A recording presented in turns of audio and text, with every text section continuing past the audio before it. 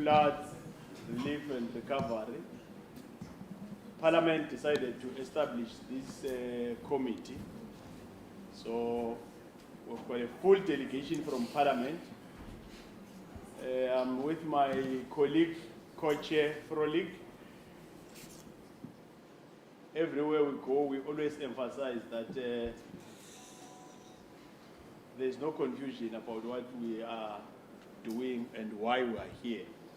So that is why in all the meetings we are leading with the chairperson of the portfolio committee, Honorable Pele, because the constitution is very clear that these spheres of government, even though they are distinctive in nature, but they are interrelated and interdependent.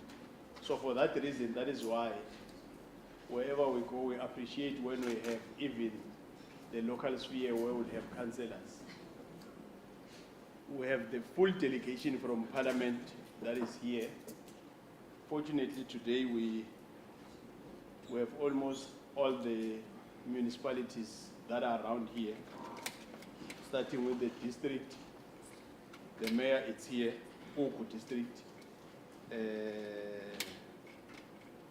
Mayor Mtiani,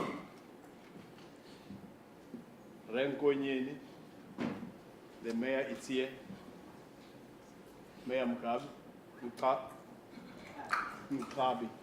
yes, Mkabi.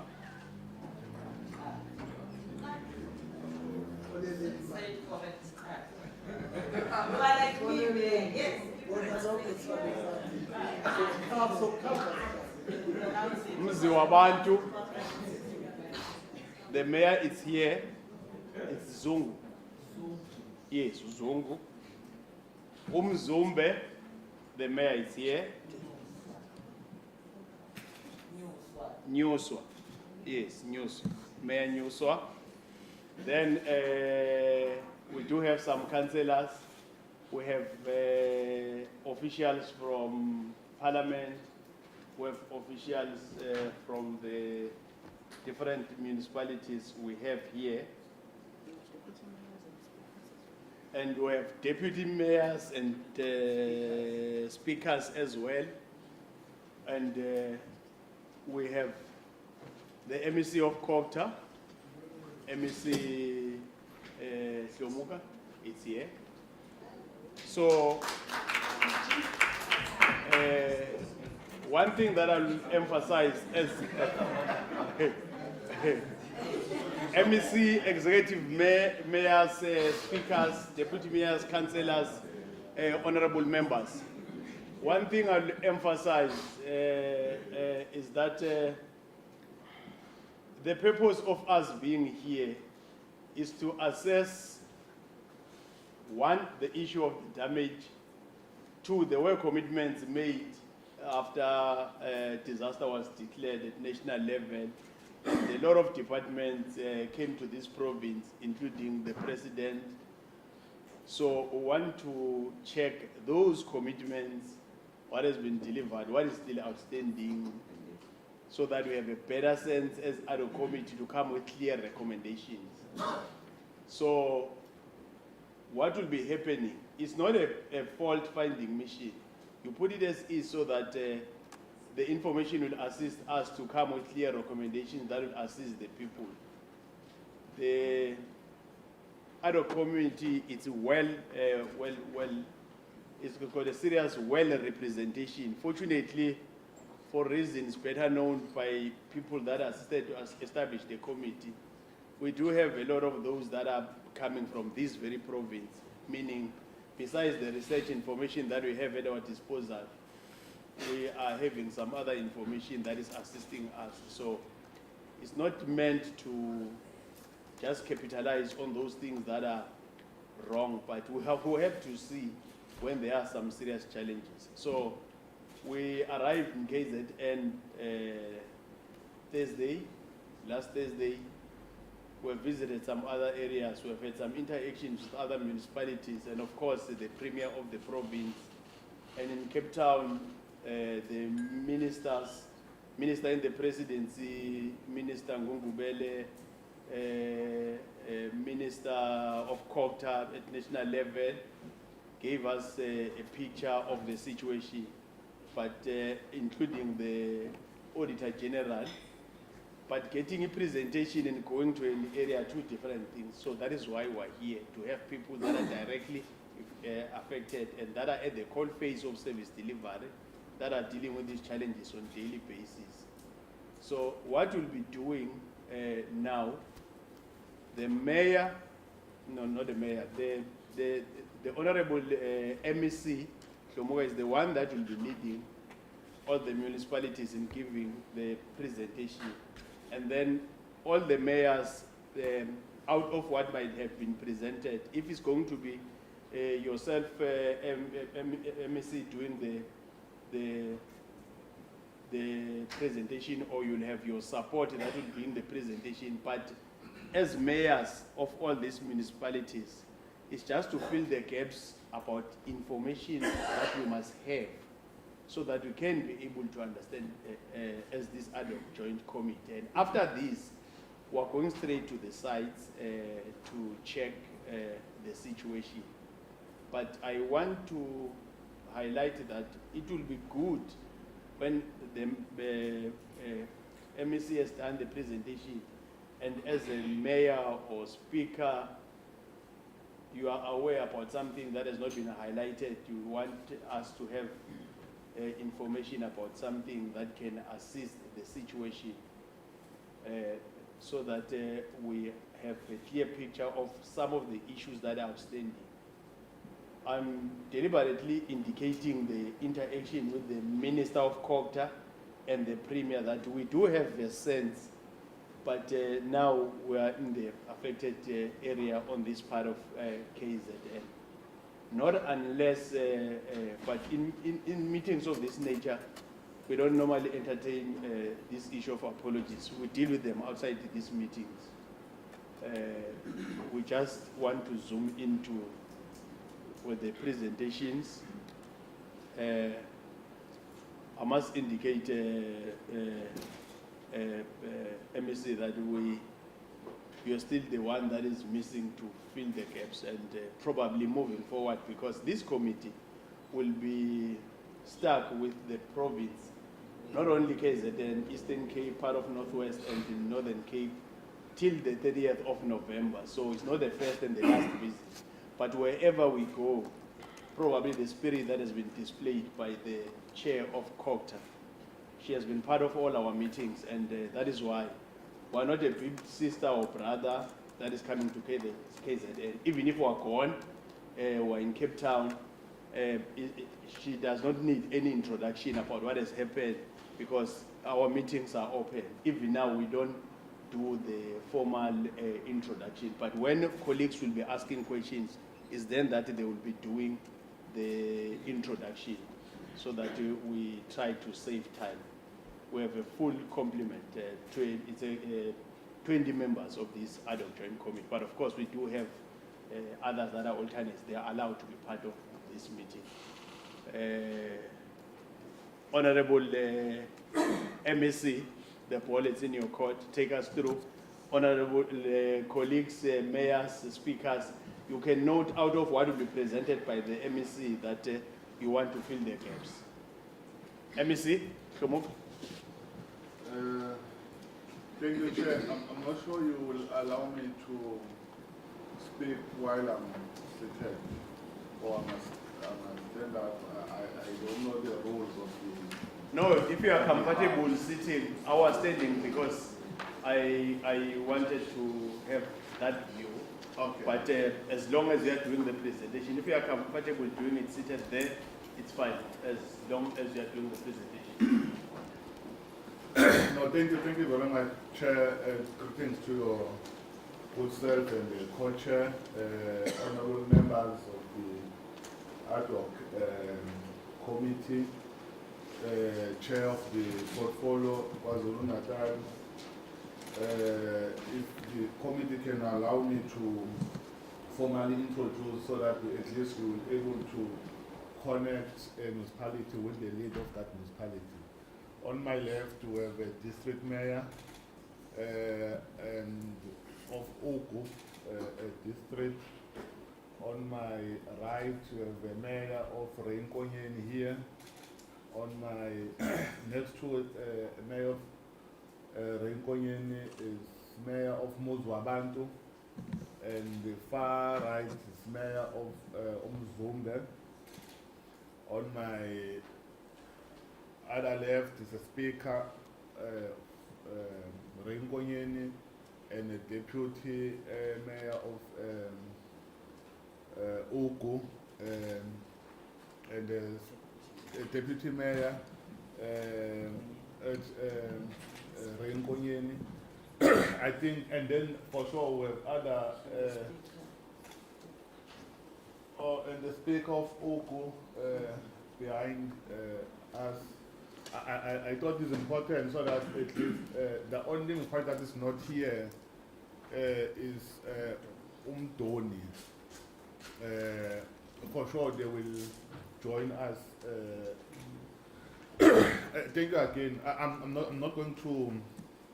I will comply with your direction, Chair, that no apologies that must be submitted.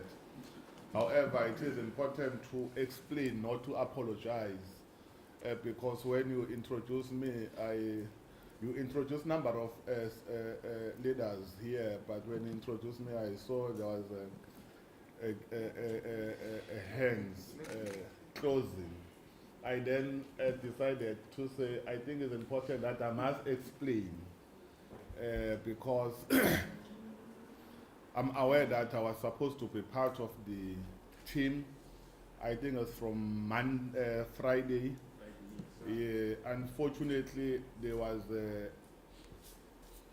national communal land summit convened by the deputy president, where I was requested to be part of by the minister, and there was leading the whole of course of KwaZulu Natal, and I was not going to leave Amakosi at Johannesburg and then come here because of the challenges that we're dealing with of the land. That Amakosi, the matter that they've raised with the summit. It's not an apology, it's just an explanation, Chair. I thought it's important because I know one might feel or felt that the MS of KwaZulu Natal is undermining the committee on the basis that he is not part of the program as presented. There was no intention to really undermine the committee. Having said that, Chair, just go straight to the matter on hand.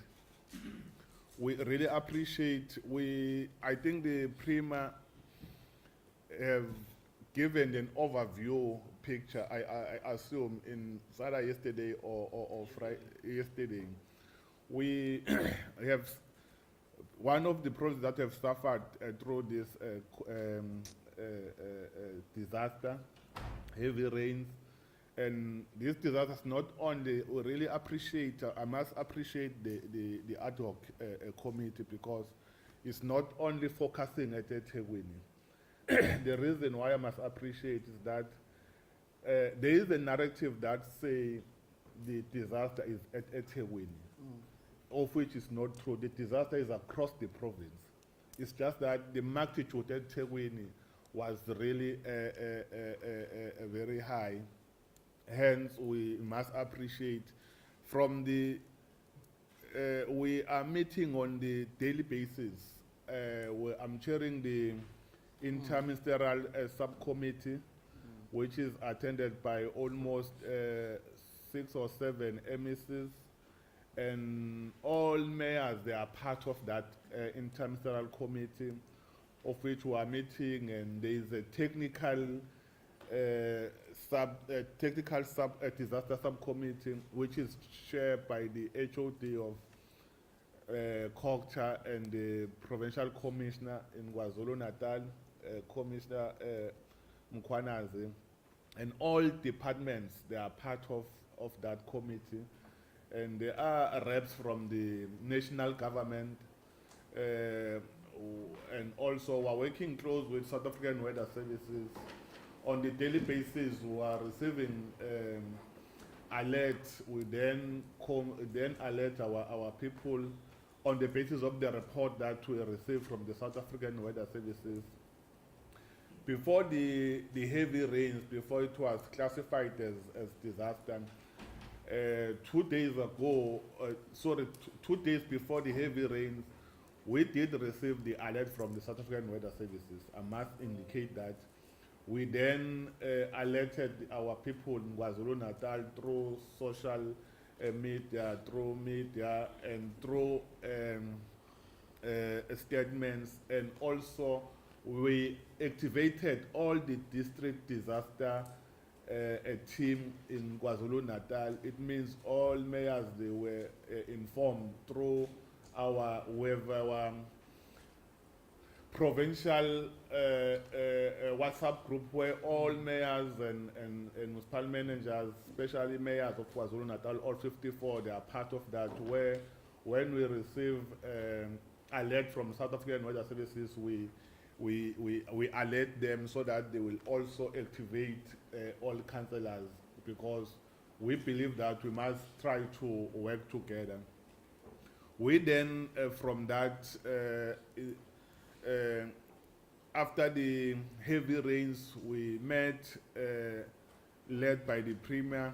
We then had a plan on how we're going to assist our people. I'm not going to give more details, but I'm safe to say, for all those that have been displaced, we able to accommodate them in different public facilities, be it our community halls, or church halls, or NGO halls, because we are working with different stakeholders to ensure that we assist our people. Most of the areas that have been affected is eThekwini and part of Ilembe, where we had shelters. We've taken people that have been suffered through this disaster. We then working with social development. They are coordinating all the donations from the NPOs or NGOs, working with the Office of the Premier.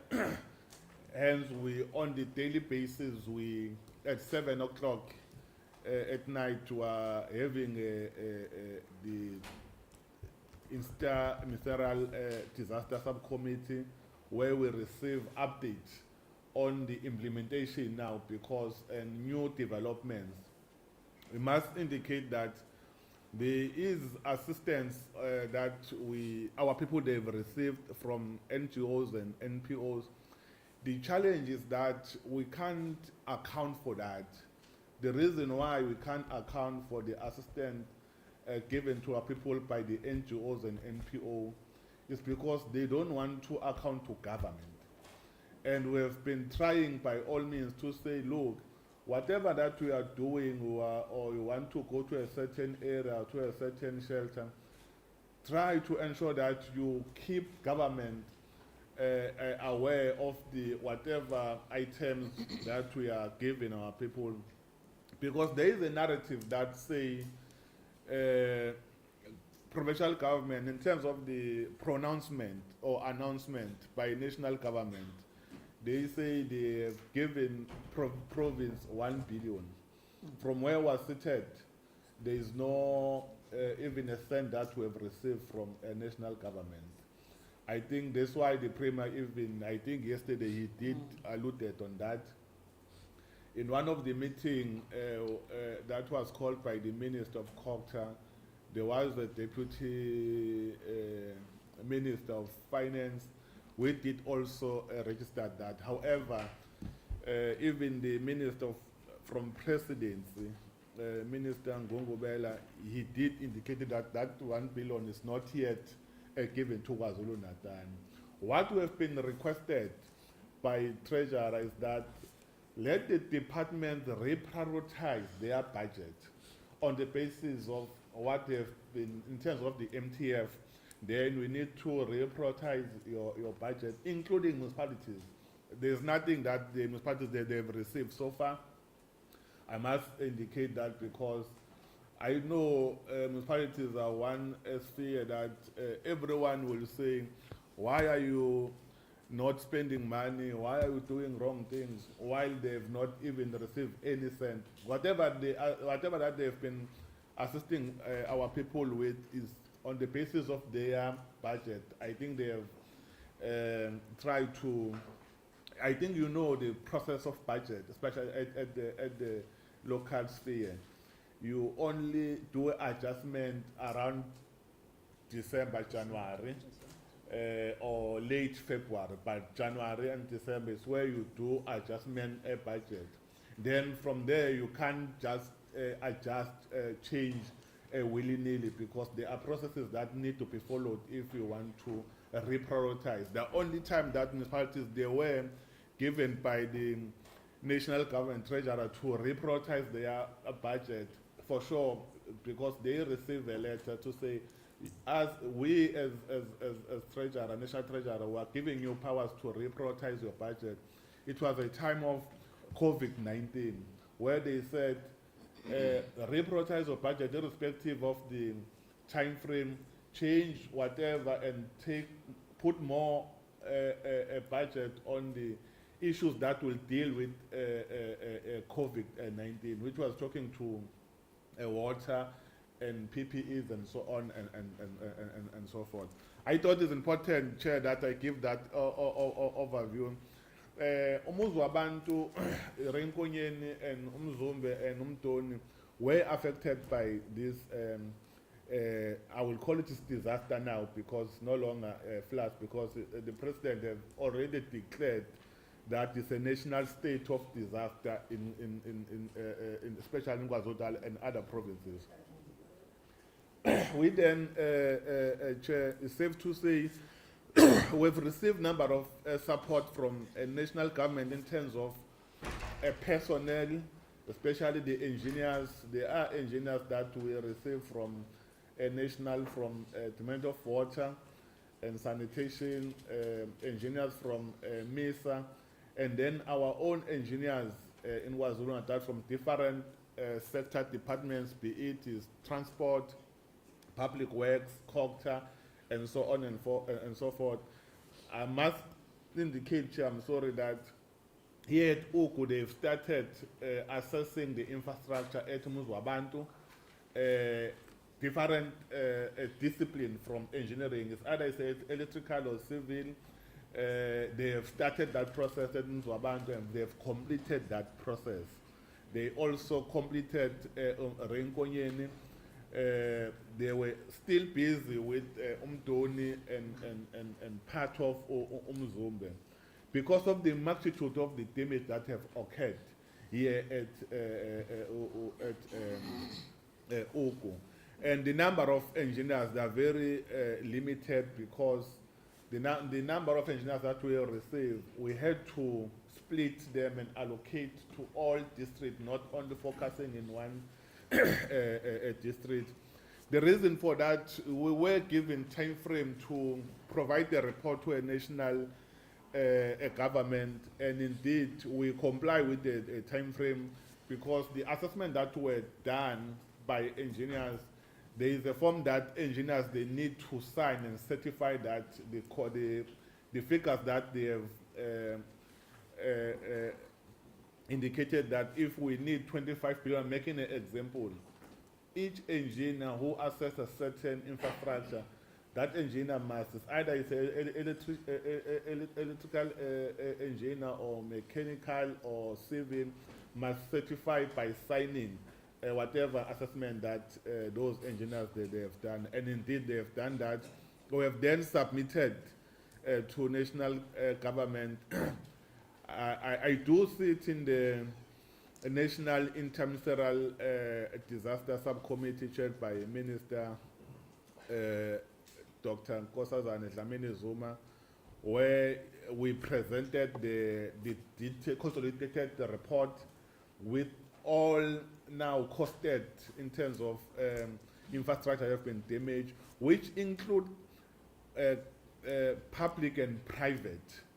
Even though for private, we're just giving, because did not want to only focus on public, because we agree that there's also access or consolidate the private sector. If I'm saying private part, it's like I'm saying something private sector, because we understand that if there are challenges at the private sector, it also compromises the economy of the province. That's why we are working together with all sectors to try to ensure that we assist our people.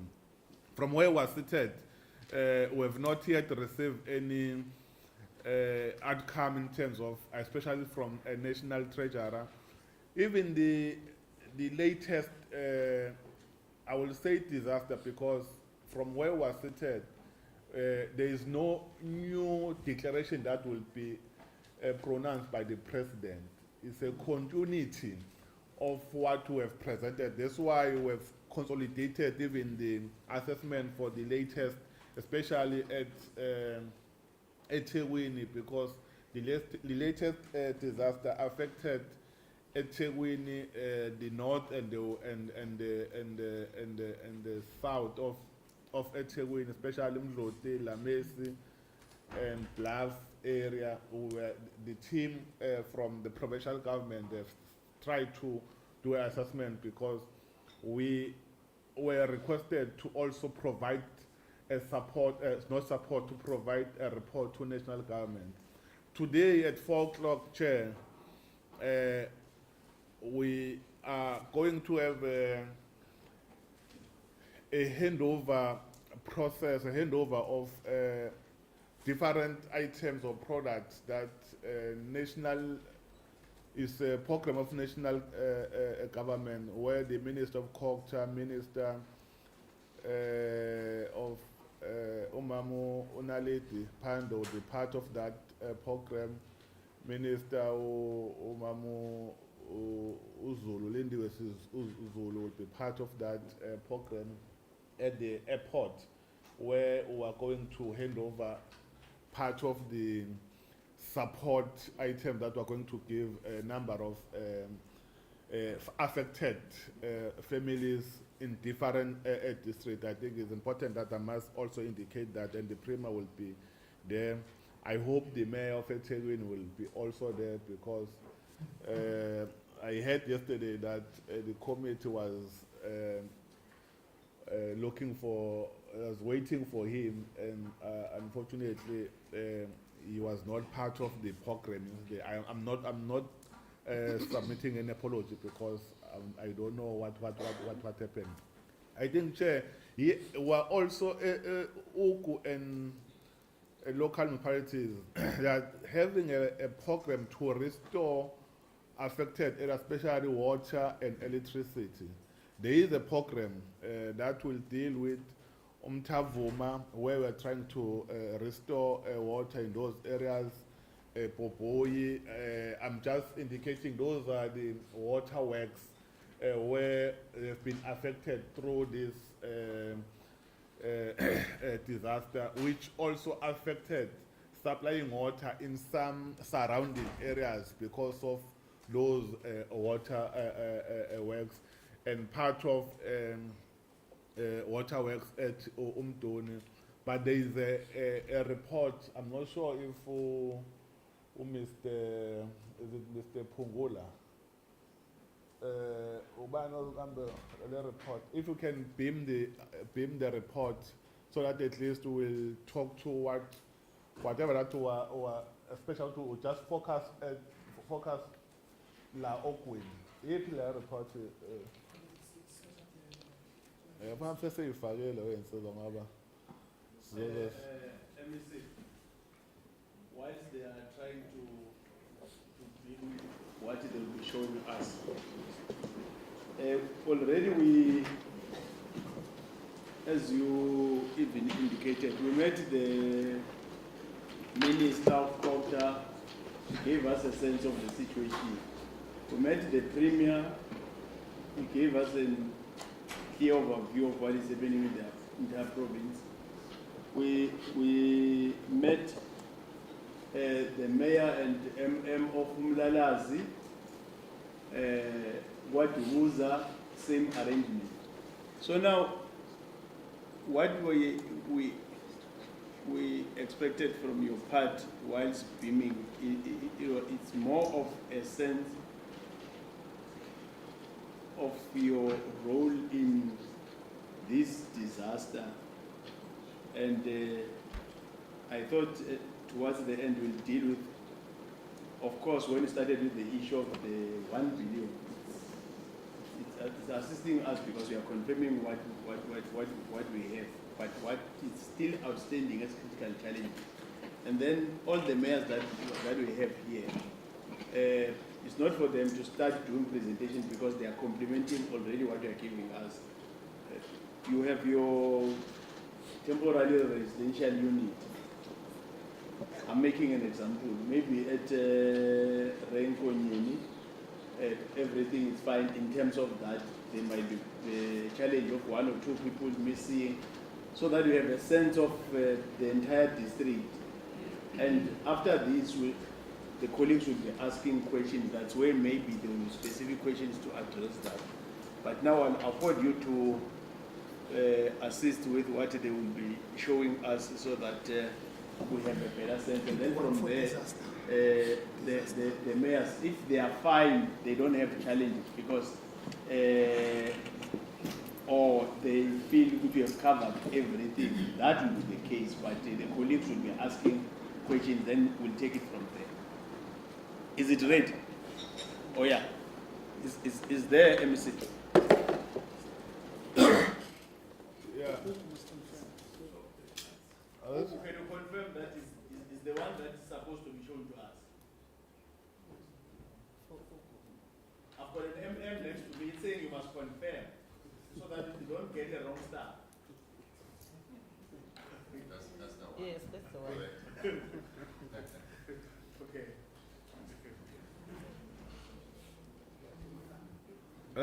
I will just request that we don't go into details. Can you move the slide so that at least we'll talk to?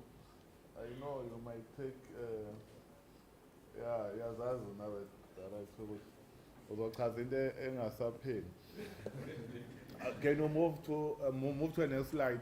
I think it was a background. No, I'm not saying that, don't remember. I'm not sure if the light is.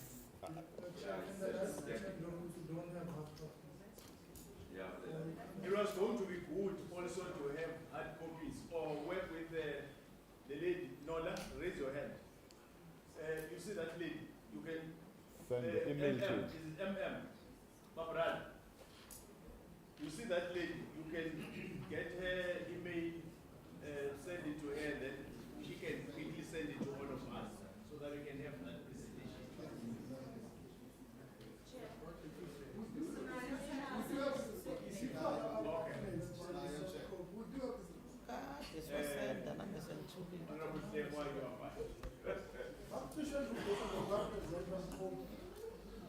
Thank you, Chair.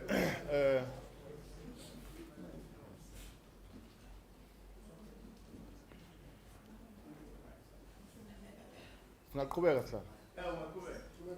No, they've sent it to us, we do have it. Oh, okay. We are proactive as a province and Oko district. No, Chair, I think let's move to this slide. I was just giving this a background that the report is talking, what I've already spoken to. Can you move? Ubano controller? It's here. Oh, okay. Sorry, sir. Can you move to the next slide?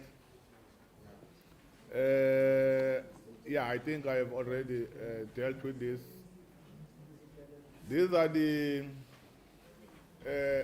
I think I indicated that each and every district have a district disaster team or subcommittee team, which composed of all locals and sector department in that district and other stakeholders. That's why you will see those are the stakeholders that are part of the district disaster team.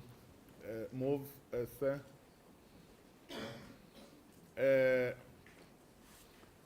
Here we're just giving a summary of the statistics per each municipality, starting with Renkonyeni. You know that you won't have district as a municipality because the total is total of a district is a statistics per each a district. That's why you will see. I just make an example with Renkonyeni. You will see that on the that column will be written houses completely destroyed, how many households that have been completely destroyed, how many are partially destroyed, how many fatalities. I'm not going to give details because I don't want to waste the time of the committee. Then these are the fatalities reported and confirmed. We only have 7 here at Oku, and sorry to give details, especially of names and surname, but we're also giving the area that where are these people coming from in terms of the area. Let's move. And we're indicating here the damage to infrastructure in different municipalities, and we're indicating what type of infrastructure. It's either it's a road, it's a building, it's electricity. We're also giving the estimate cost. You will know that, as I indicated earlier, that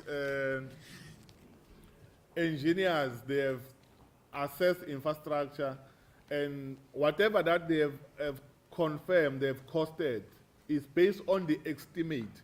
Because if you can say you wanted a correct figure, that means each and every infrastructure has been damaged, as I say road, you must have a bill of queue, a bills of quantity, and you cost it per item. But engineers, you know engineers, they are not like me, I'm just a layman on the field, but at least I have understanding on how engineering works.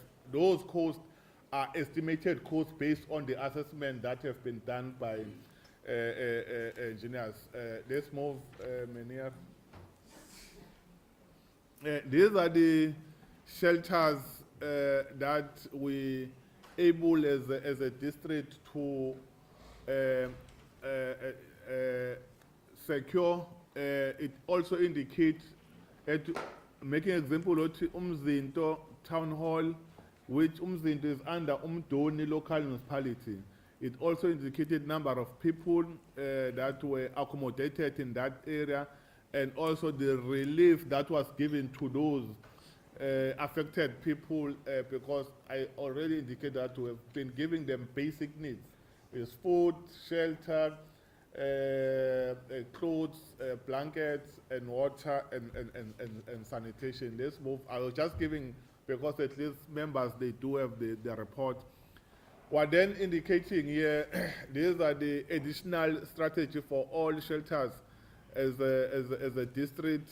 We're indicating that the national department has contracted 8 social workers, because part of the work that we are doing as a government, besides providing basic services in terms of food, in terms of shelter, in terms of blanket, we also have social workers to assist in what do you call it?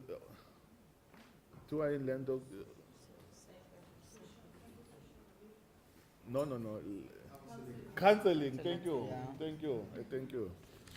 Yeah, angithi manje iyahlupha lento esilungu kunobunza usicabanga ukuthi usithathe ngenye indlela. Yeah, okay. We have social workers that they provide counseling to those affected families. That's why we are saying from national government how many social workers that have been contracted, but also here in KwaZulu Natal, social workers that are deployed in different districts or wards, they are also assisting those affected people. Who are indicating the last bullet, you will see that we are saying there's already construction of 5 TRUs completed by human settlement, because it's one of the matters that was raised in this meeting. Let's move, Menier. just pictures of the Renkonyeni, so that at least colleagues, they will see as you go to different wards, municipalities, you will see this damage of infrastructure. Mdoni, this is a road that have been damaged at Ward 3. It's a continuity at Umzumbe. These are the roads that have been affected or destroyed. Even N2, I think colleagues they saw when you were driving towards here, but when you are driving towards Durban, there is a road that's still under construction because of the floods as well. Renkonyeni, these are the houses that have been affected through this disaster. Let's move. It's a continuity of damage of infrastructure. Move, Menier. Here we're just showing how our people have been assisted. It's just immediate intervention that was provided during the difficult times, where there was also a visit by the Commission for Gender Equality, where we're accounting we're accounting to those commissioners. Let's move. It's a continuity of the, we're just showing that as we'll go to the certain areas, some of the areas will see that we already repaired the infrastructure. That's why you will see in that previous slide that there was a before and a after. And then it's a continuity of intervention that was also provided by the Defense Force, because Defense Force was deployed in different districts, including here at Oku. They were deployed and they've assisted. That's why we'll see that 485 members, and there were 5 vehicles that were utilized by the Defense Force, and those are the people that have been assisted through the support of government. It's just that you only see the car from Defense Force, but even the leadership of the municipalities were part of that. It's just those who are taking pictures, they decide to take certain part of the meeting, but it's not only a Defense Force that was there, but also the leadership of the municipality. Let's move. It's just a continuity in different areas. Move, sir. It was a cleanup campaign, especially at the beach level, because beach was also was also affected. That's why the leadership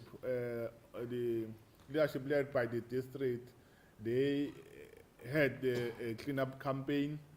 Not only at the beach, we are just showing here at the beach, but the cleanup campaign was all over areas in different municipalities, different areas, to ensure that we clear the road, we clean certain areas, even assisted some households. Here we're just indicating the roads that have been affected and how the government have tried to repair those roads. Let's move, sir. As I already indicated, that the district is trying to restore water in certain areas, but while they are restoring water, we are giving the short-term intervention to our people, because we can't allow our people to live without water. That's why we have secured water tankers. These are just water tankers that they came with the Defense Force, but it's not only water tankers from Defense Force. There are water tankers from the district that are giving our people water while they are still waiting for running water as we try to restore water to certain areas. What just showing here is part of the shelters where food was given to the people at Umzumbe and Renkonyeni municipality. And let's move. they were doing intervention from Department of Water and Sanitation, just doing a verification. Let's move. It moves Wabantu. This slide just talk to the relief allocation per each municipality. It will indicate how many blankets were given to Mtoni, how many plastic shelters were given, how many food parcels and sponges and so on and so forth. So that at least we'll able, all this is recorded somewhere from government side. At least I've indicated that we can't account for NPOs and NGOs who don't want to give us more details, because there is a narrative that saying it's better that money is given to Solidarity or any NGO or NPO, but those organizations, there's no one who's auditing them, and we are really not sure how much have been given to them and how much have been taken to our people based on what they have received. But that one is not for me to deal with it. I was just indicating, because we as government, it's easy to account, because whatever that was given, we're able to account for it, be it is items or money. Let's move. Thank you very much. Siyabonga. Thank you, MEC.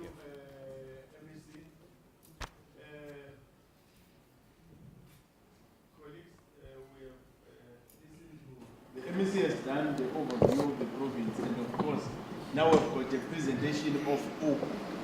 So before I can recognize hands from my colleagues,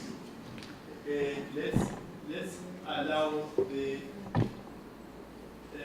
relevant municipalities that are part of OPU, including OPU, if ever out of what I was presented, including the issue of the impact of the disaster, or the issue of the relief allocation, that is not a proper reflection of the municipality we are living, or there are some changes between when the presentation was prepared and now, so that once we start to engage, then you are covered.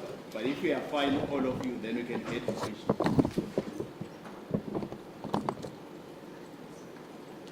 You are fine, all of you? We are fine, sir. Okay. I don't want to make a mistake and assume, because it might happen that in this room we do have those that we're talking about, MSC, people that were supporting these municipalities, whether it's NGO or to have any here. Mayor? Thanks, Chair. Everything to yourself, members of the committee, MEC, the leadership of around OPU, and also, let me say, all protocols observed. MEC have covered everything, Chair, except to say, maybe as OPU district, we also have our own job meetings that are sitting after we have set as mayors, so that we can have this information every day, because we need to be very close to the municipalities. So I thought, ma'am, I must just add that, because the meeting that MEC is talking about is for the district mayors, and then after that we have our own job meetings. We are sitting with the mayors of the local municipalities, so we can give them this information that we need to escalate to the municipalities as well. Thank you, Chair. Okay. Any other? It's fine. Or water and sanitation, you might be here. Oh.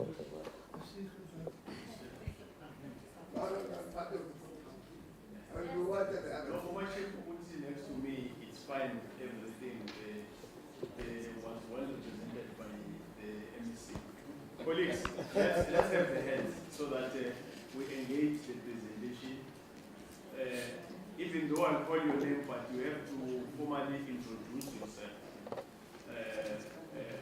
One will be Honorable Victoria, Shlemwa will be number 2, Ofaha number 3, Soa number 4, will be number 5, then it will be the second number, the last one. Starting from Honorable Victoria. Thank you, Honorable Chair. My name is Fane Toy. I'm a member of the committee of West Province. Well, Chair, the MEC mentioned that there was communication to the different municipalities and the councillors 2 days before the disaster struck. I've got confirmation that only on the 12th of April, councillors in RMN municipality were invited to take part in a virtual meeting with the heading disaster. So only then, the 12th. If we could have clarity on that matter, I don't know if the mayor of that municipality is here. If we could just be provided with more information. Also, the councillors on ground level apparently have different groups, WhatsApp groups in municipalities. Some for councillors, ward councillors, and others for councillors. At the end of the day, the councillor is there to serve the community, whether it's if it's a ward councillor or a PR councillor. So the request is, if that is the case, if it can be confirmed, please, all councillors be added in the same groups, the same municipalities. And if the MEC can maybe tell us what is the involvement of the SANDF up to now, because the sites that we visited, there weren't any SANDF members. Obviously, we haven't visited the repairs of the bridges yet. But how many SANDF members are currently on the ground?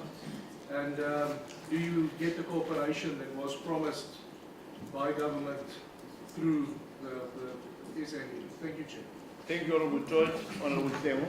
Thank you, Chair, co-chairs, good morning, colleagues, MEC, and the leadership in its entirety of Kubu District and the local municipalities. Chair, it's just, I was intimidated here prior to this document, so now I must refocus myself. Chair, the first thing is on the reprioritization of the budget, and I think I'm just flagging this for us to look at. Because there may be an inconsistency with the call for reprioritization when budgets at national and province are already in operation from the 1st of April. Also in light of that, there's Treasury Note 3, which has got new guidelines on the implementation of expansions and deviations. So I think we need to go back to that, because when I speak about reprioritization midstream, for municipalities, yes, new budgets are coming in on the 1st of July, but some of the municipalities have completed their budget processes by and large. So the reprioritization may be a call in a vacuum or inconsistent with law. So I just thought I wanted to flag that, because it then goes to the issue, Chair, of will there be reimbursements for these reprioritizations from the 1 billion or any other fund? I don't know.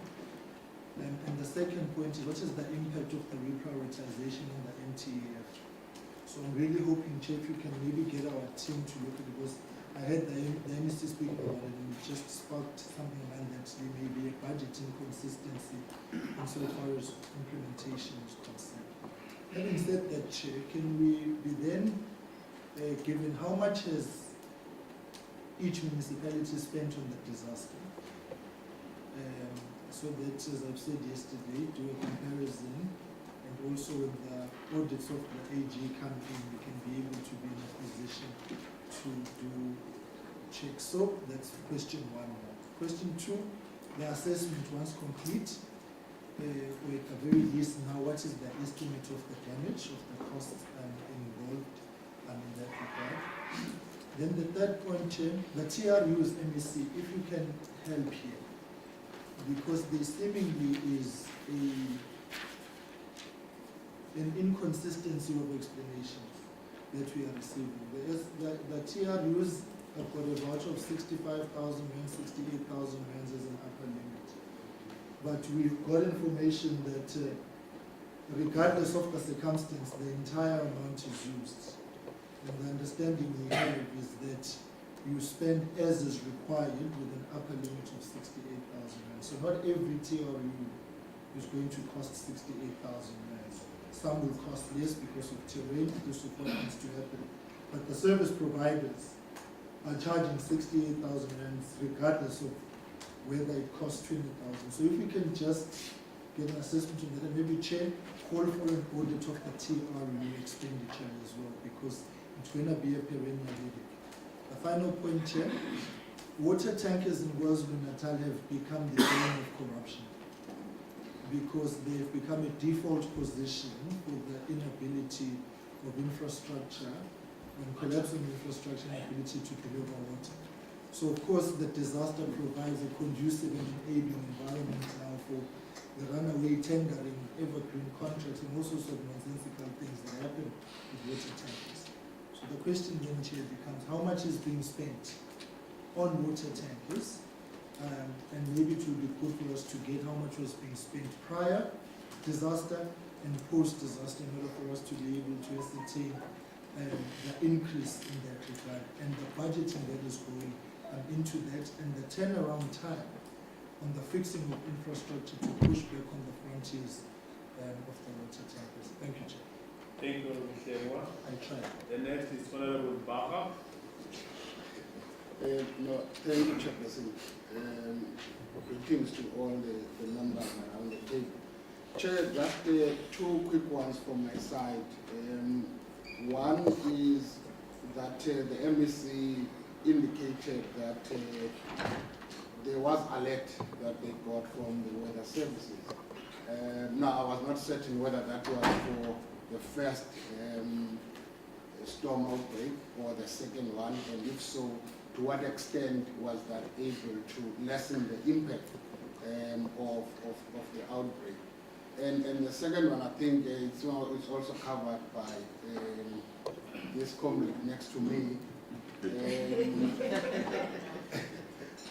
No, Chairperson, is just to say that there was no quantification of what the impact is in terms of the storm outbreak, and in terms of now financially, what kind of amount that would be required to kind of deal with whatever is required by the municipality.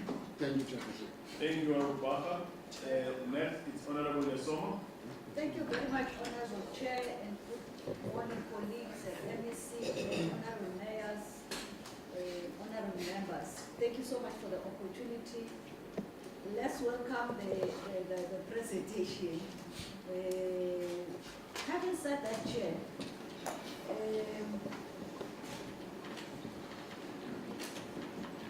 in terms of water interim measures, in terms of water supply using water tankers, what is the source? Because Ugu had previously, before the floods, had a water challenge. One would be probably, I might be wrong, but having watched the media and all that, but currently the source of water, we get it from the dams, noting that the Honorable MEC have said that there are dams that have been affected. So probably because if then there's a shortage even of water source, what are the other mitigating factors to get water so that our communities, as all of us are aware, they are quite impatient with us, with the limited resources, of course. The second one, Chair, is with appreciation that the presentation doesn't have recommendations where they would like us, as other sphere of government, to assist. I'm sure moving forward, we'll take that, we'll get that, because I'm bringing that because when we had a presentation with the Premier, he spoke to those items that there has been a submission. So I think it flows from there. Probably Honorable MSC was taking into account that we did receive that aspect of the presentation. The other one, Chair, is the water tanker frequency supply in all the wards, since they are vast. But I'm sure that if that one is more detailed one would not necessarily expect a response now, but we'll be happy to say from Ward 1 to Ward 20, whatever, I'm just using the number, that the schedule of frequent of that in terms of balancing even the VDs within the wards, so that it's not a skewed supply. And of course, Chair, you'll agree with me that any money that is from the taxpayers somewhere, somehow, at a certain level, we have to account for it. And I think that is important. And building up on the point without repeating it, that Honorable Shomba has raised in terms of the specific.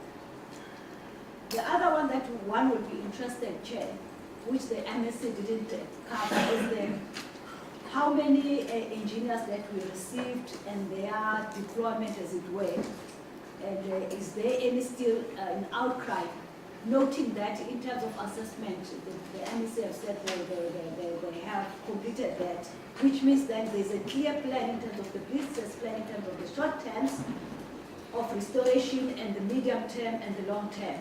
One will also be eager to get that report, not today, but probably in the near future we get that one, so that also we assist in terms of monitoring in that aspect.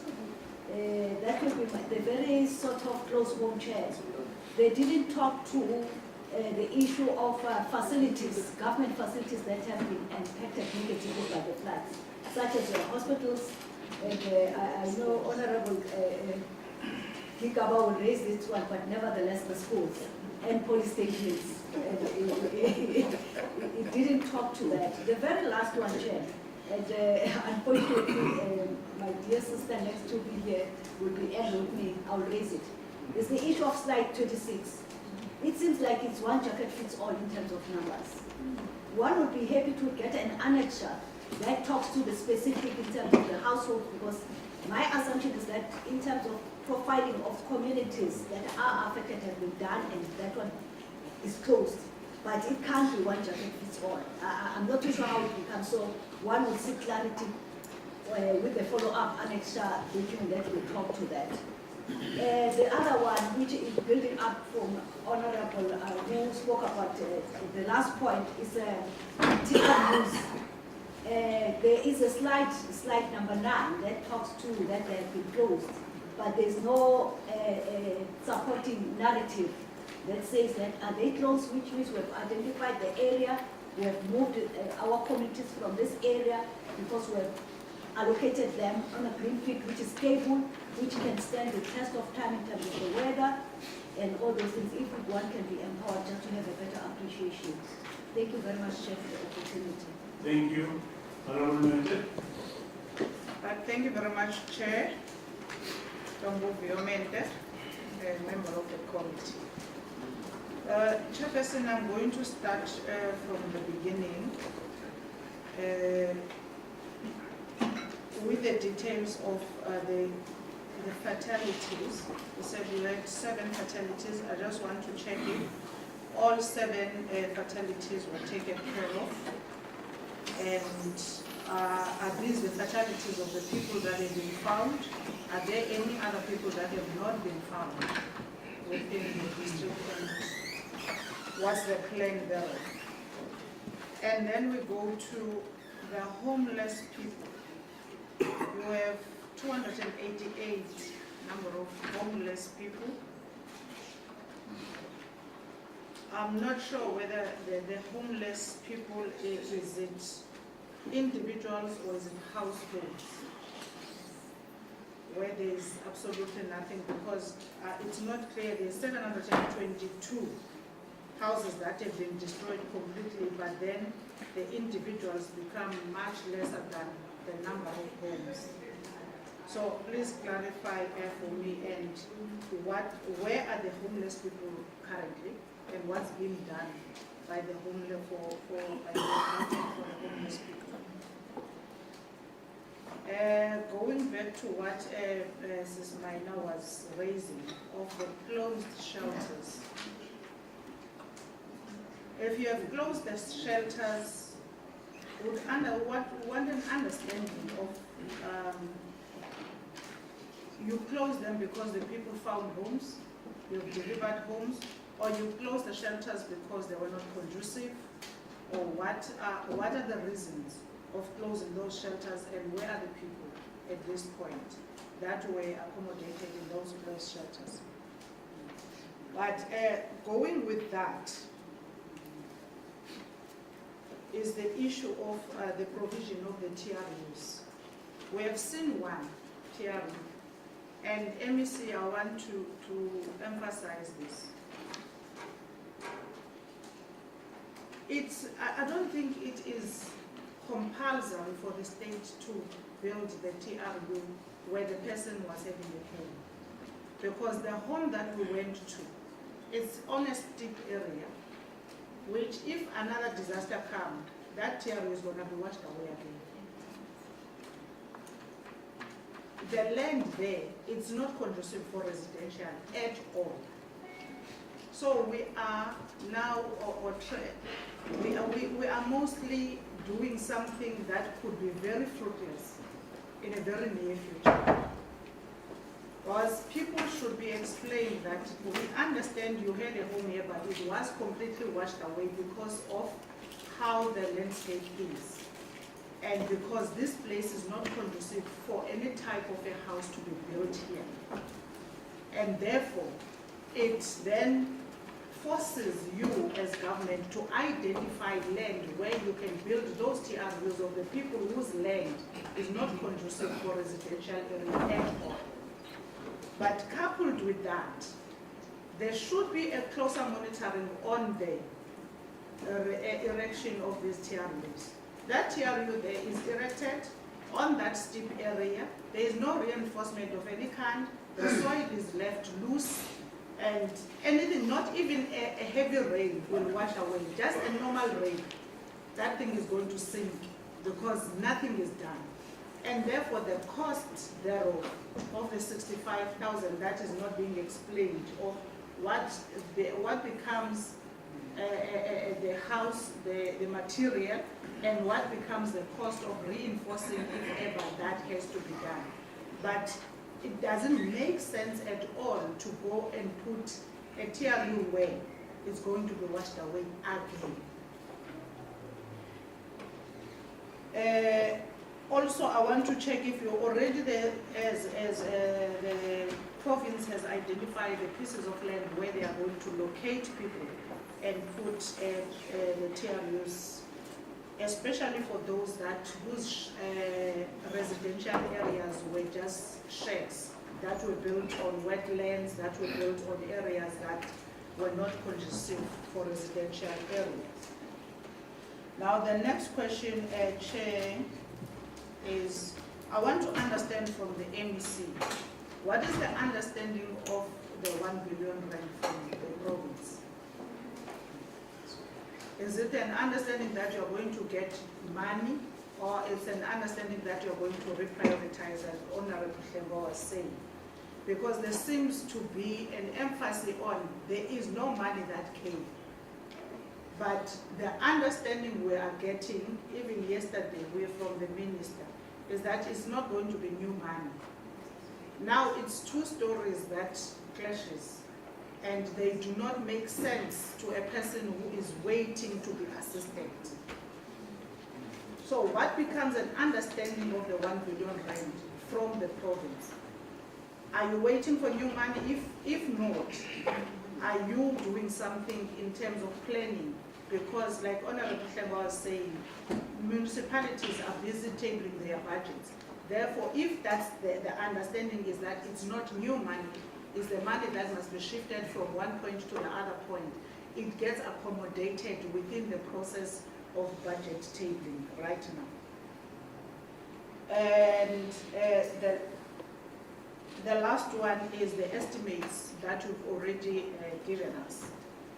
And they are quite heavy in terms of the cost. I want to understand right now, with these estimates, can they be accommodated within the existing budgets of municipalities? If they cannot be accommodated, what are we going to do? What's the plan to help our people? And who are you going to be approaching for assistance? And what's the plan in assisting the people, or getting the province to get the necessary assistance from Treasury? Thank you, Chair. Thank you. MEC and your team, you can respond. No, thank you, Chair. I will deal with issues that are not, questions that are not specific. There are questions that asking for the specific questions, like the issue of, I hope that managers, they are here, because look, the reality is that that's why there are accounting officers. Let me say, we have a serious engagement because we want to go to science. You don't hold. Deal with your questions and then allocate a question to the relevant manager. Once you say you hope, it means you might not get a response. Okay.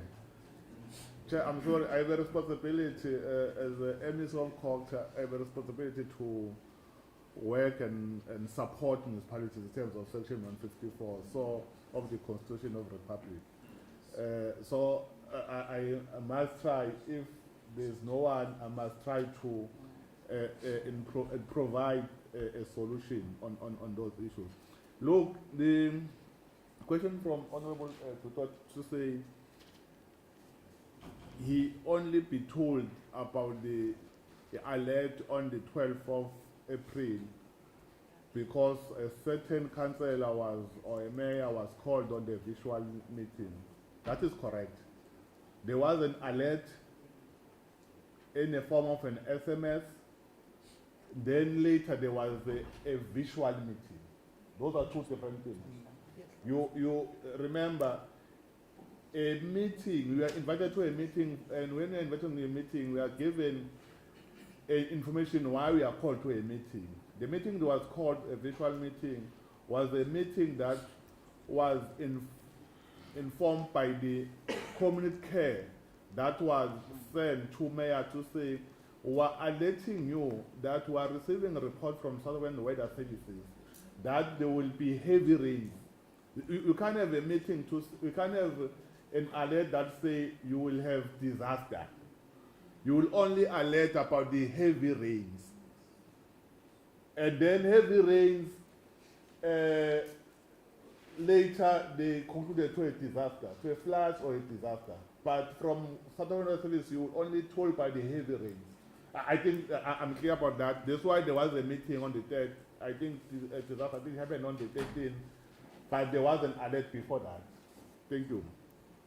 Then we alerted. Oh, that's what I'm saying. We are working. We're having a provincial disaster team, which composed by even district disaster officials or personnel. And they are come. That's why the mayor, she said, even at the district they have their job, where the mayor and the local mayor and other relevant stakeholders, they are part of that meeting. Look, there's no problem to include. There's no problem that each municipality can have their own WhatsApp group or any other community care or community plan to communicate with councillors, but we can't put ordinary councillor to a provincial WhatsApp group for mayors, because that WhatsApp group is for only all 54 mayors, where we don't only communicate about alert, we communicate about other matters that any department, as we coordinate the sector departments, whatever department that they want to communicate, before you wait for a meeting, you communicate so that at least information will go through our municipalities. Then it's for those municipalities now to ensure that they alert other councillors, because you remember municipalities is run by councillors. That's why it's a council at the end of the day. What is the role of the defense force? I think in the report, in the presentation, I alluded the role of the defense force. Let me be specific. How many? Okay, defense force. They part of the responsibility, the duties that they've done is part of the security. They've came with engineers. They've came with a rescue and search and rescue team, which were part of the defense force, and then those who were also assisted with water tankers, because they came with, I think, 6 water tankers, which were then allocated to different areas. But if I can be specific on the question that was raised, how many engineers that, okay, I think that is a question from another member. I think on Honorable Tutot, I think I have covered that. I think Honorable, I'm not sure it's the correct way to call with your first name, colleague. I'm not sure. Julia was fine. Okay, it's fine. Sometimes Honorable Sema. Okay, thank you. We're in the school, and when we are in school, we are being educated, and part of the thing that I like is to be educated on the processes, because I'm not a jack of all trader. I will end up a master of none. Then, look, the issue of budget. I think I will, as I respond to a question raised by Honorable Sleng, I'll also respond to you, Honorable Member, that from where I'm seated, they are made from treasurer point of view. I think there are three methods of budget in terms of processing, giving a budget to relevant, it's either provincial, local, or any state, any agencies that are given by treasurer. One on this, I want to specific. From where was it? We have not received anything. But possibilities that we might be given that 1 billion from the treasurer direct. The second option can be told by treasurer, look, money that is given to provinces is not our money, it's treasurer's money. That's why treasurer from time to time, they will tell you, reprioritize, do this, and then you follow the process. Because if you are told reprioritize, let me give an example. During COVID-19, we were told by treasurer that there's, for sure, we were told that there was 500 billion that was given to COVID-19. But from where we were seated as a provincial government, let me talk about KwaZulu because I'm not an MSc for treasurer. We were told that reprioritize your budget. And part of what we are doing, it contributes to that 500 billion. That's why they've taken 408 million in 2020 for COVID-19 from KwaZulu. I'm talking about KwaZulu. And that 480 million, when we reprioritize,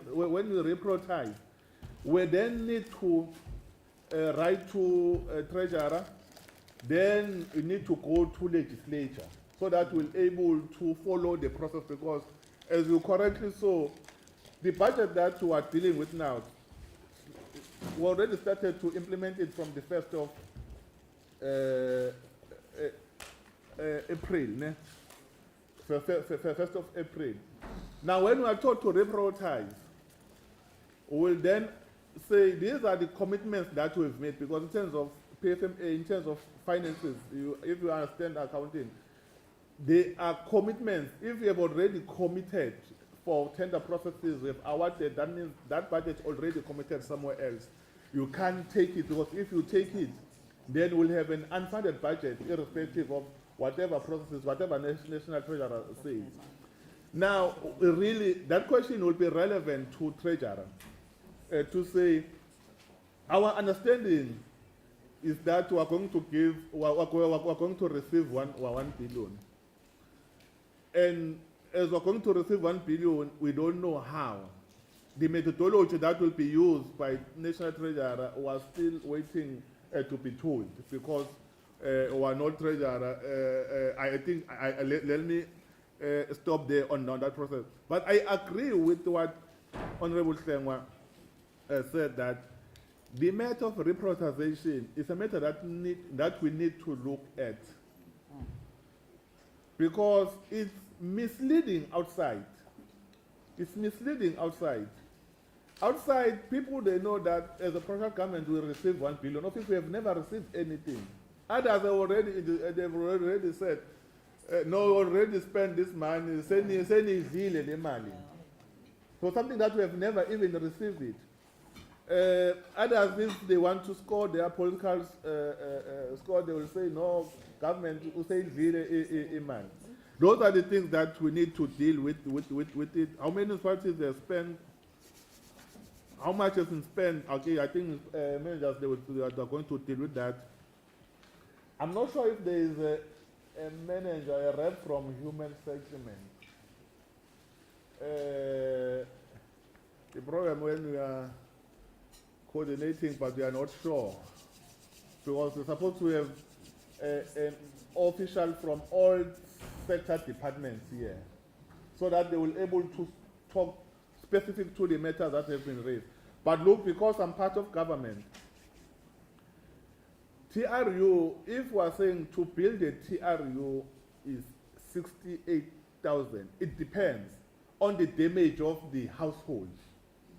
If you are going to totally build a new house for as a TRU, you, in terms of SCM or finance process, you start by how sales providers are paid. As you build a slab, we are paid for a slab. A slab in terms of the bills of quantities have its budget. Leave the G&A. But in terms of now, when you go to bills of quantities, then you deal with an item by item. When you pay, when you do payment in terms of the payment certificate, you pay based on the work done. What I'm not going to respond on here is to say all payment that have been done was done based on the work done. I'm not from that department, and I'm not an accounting officer. Whoever who have processed payment, that person must account for himself or herself. But I mean, I'm just giving an ideal situation, how it's supposed to be happen. Then if there are payments that have been processed, maybe the Department of Human Settlement, they've just given a certain families a material, maybe a roof, but the service provider has claimed 68,000. I think that's a matter that needs to be investigated, because if we're saying that total TRU is 68, but we're only given a roof and then you claim 68, I'm not going to account for that, because I think officials who have done that, they need to account for that. Water tankers is one of the options to as a fraud and corruption. It depends which corner we are coming from, and it would be wrong to, because of one incident or two incidents, we then categorize that a program as that, no, this program, let's close this program because there was a corruption at certain institution. That means there's corruption in this program. The program of water tanker is a short-term intervention. Look, in terms of planning, I think government, because you are the one who are passing laws, you know the NDP, you know the 2030 vision, and as you have a 2030 vision, you have a medium and a short term. And part of short term in terms of giving our people services, especially water, you use water tanker and static tanks. It's either you say it's Jojo tank or static tank as a short term. Those who are using it as a corruption, they must be dealt with. They must deal with the consequence management, but not say a program of water tankers is a corruption. Look, I was talking, okay, let me not make example with this. I think where there are elements of corruption, be it water tankers, be it is infrastructure, or is what, let's deal with corruption as it is, and then so that we won't deal with the program as a whole. How much spend on water tankers, those who are dealing with that are going to But I can confirm that we did receive 6 water tankers from ABSA as a donation for certain period. We did receive water tankers from Defence Force for a certain period. And then there are water tankers that were been given by National Department of Water and Sanitation, even though it was more focused at Tegwini. I'm aware that we have given 21 water tankers to different districts. Part was allocated at Tegwini, I think 2 or 3 here at Oku, and others at Iland. And from where I'm seated, we've not even used emergency delegation. That's why from Scopa side, I can confirm from Kokcha, we don't have even any irregular from the past 2 years. We've tried to ensure that let's implement what SCM, what treasurer say. If you want to do emergency, follow the process. But we don't want any irregular that must be occurred because of what has been presented to us. I think I've dealt with the issue of alerts, how much have been needed for a disaster. We have consolidated. We do have a costed consolidated report, which, from where I'm seated, I think is we need plus or minus 25 billion. That report is at the national level, because when you request money from national, you must indicate it's money for what and how much. That's why we had to, we have 32 engineers that we were allocated for this disaster. 3 of them we received from Free State Province, 1 from Northern Cape, 9 from MISA, which MISA took them from different provinces. And also MISA here in the province, also they have given us 8. And DPSA engineers, 1, 2, 3, 4, we have 7 that were also allocated in KZN, and then engineers from the province. But in total, we had 32 engineers dealing with the infrastructure assessment. I think there's a question that was raised, how many engineers? And all these engineers were allocated in different districts, including Oku district. The source of water, I think the coast they will deal with that. The source of water, which is either Poboy or what Tavona. But look, I must raise this issue because Oku they've raised it for the past year. There is, I think, it's Mtavoma, the one that have a challenge of electricity. Yeah. Oku have, because of the people of Oku have been suffering of not receiving water because of that waterworks, Mtavona, and the issue was the issue of electricity. They then written to us. We had a meeting with them. And ESCOM, because that area is only ESCOM that need to connect or whatever electrical project. We then agreed that they said they need 50 million so that they will finish that and ESCOM will fix it, and then the people of that area or surrounding area, they will able to receive water. From different point of view, we went back, we identified some savings, we gave them that 15 million.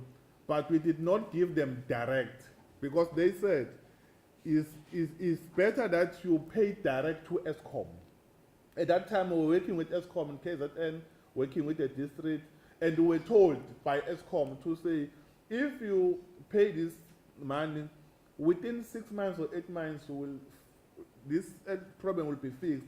Then the people will be able to reconnect and get water. And later, I think that's why it's important I must raise this, because as we're going to visit these areas, maybe we will identify some challenges.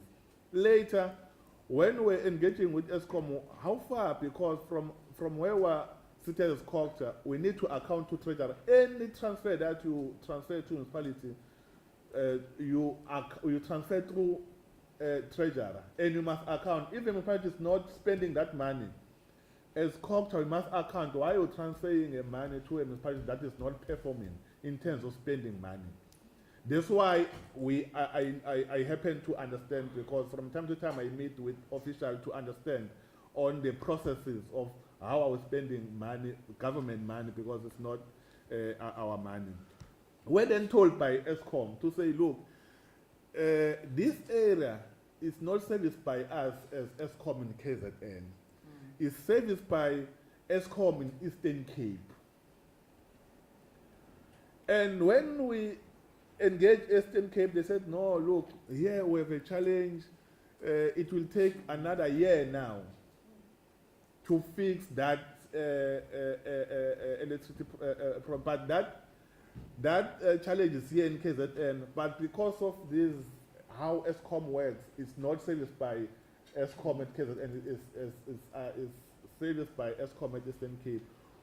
I think on Thursday, I've called a meeting on Thursday, this coming Thursday, before even this committee, because we were meeting Tuesday, Amajuba Mzinyati, to deal with all their challenges of not spending, and also Oku, but also are going to invite ESCOM at Eastern Cape, because we want to ensure that they fast track to fix that problem, so that one will able to spend our budget, but two, the people that are suffering because of running water and not receiving water, they will able to get to get water. I think that's why it is important that I must raise this issue before even the colleagues raise it, because it was I was raising because there was an issue of source of water, which Umtavuna is also part of the source of water, but because there are challenges, people are not receiving water. There are 7 fatalities. The question was, were all taken care? Yes, indeed. Look, in the province as a whole, there is a challenge. We took a decision in the provincial government to say, we are going to assist all those families that have been lost their loved ones because of a disaster. And we then, Municipality Foundation came on board. What is this other, this funeral parlor? Afbob came on board. They say no, they're going to assist us. Municipality, you are aware that they've donated, I think it's 30 million. That 30 million, they've never given government. There's no 30 million that was given to government. We said we don't want that 30 million to be given to government account. We then formulated a team, and we say these are the families that have been affected. These are the, then they said they will give 20,000, or 10% will give 20,000 per each family. If it happened that in the family they have lost 2 loved ones, then they will add another 10,000. That means if 2 people died in the family, that means they will receive 30,000. But if one, they will receive 20,000. We said, what we'll do, they've contracted we said, ours as a government, we're just going to coordinate. Any payment process is either from Motsipe or from Afbob, pay direct to that funeral parlor, because we don't want to be involved on the money because, for sure, there's a narrative that we have already stolen that 30 million from Motsepe, but they've never even came to us as a. I think it's important that I must say this and demonstrate. Then there were families that they say, look, we can't wait for that process. We want to bury our loved one tomorrow, and we've borrowed money to bury them. Then we need to refund us. Why I'm raising this is a question that Madam Honourable Member we have raised. I might say all 7 they were given money upfront, or not by a process that I already defined. And if it happens that we go to one family, they will say no. Till now we've buried with our own money, but we're still waiting to be refunded by Motsepe, or they will say by government.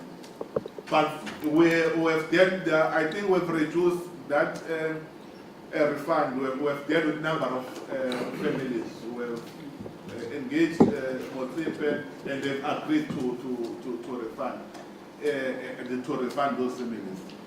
I think I've dealt. Why we've closed shelters? Look, if you read the report, we indicated that there were areas that were shelters. The reason to close shelters is because all of those that were accommodated in shelters, they have decided to go back in their places and relatives. That's why the reason to close is because there's no one there now around Oku. So that's why the shelters were closed, but still on the basis that there's no one. Look, when I went to Natal, there's a shelter at Timawood. I think that shelter had 200 and something people there, who were providing all basic services to those people. Then we then started the process to say, because we are saying your house was totally destroyed, that's why we are here, because they were receiving all these things, blanket, food, and so on and so forth. Now let's go with you, and that's what will show where was your house. From that day, that area I think now is left with 10 people. That area, that shelter I think is left with 10 people because there were other people that they lied. Because they wanted food, they wanted blankets, and then they went to these community halls.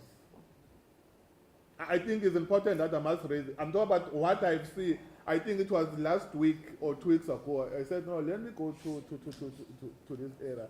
And then say, now, let me take you, let's go to your not your house, because your house you are saying is totally is destroyed. Just show us where was your house. Then the problem is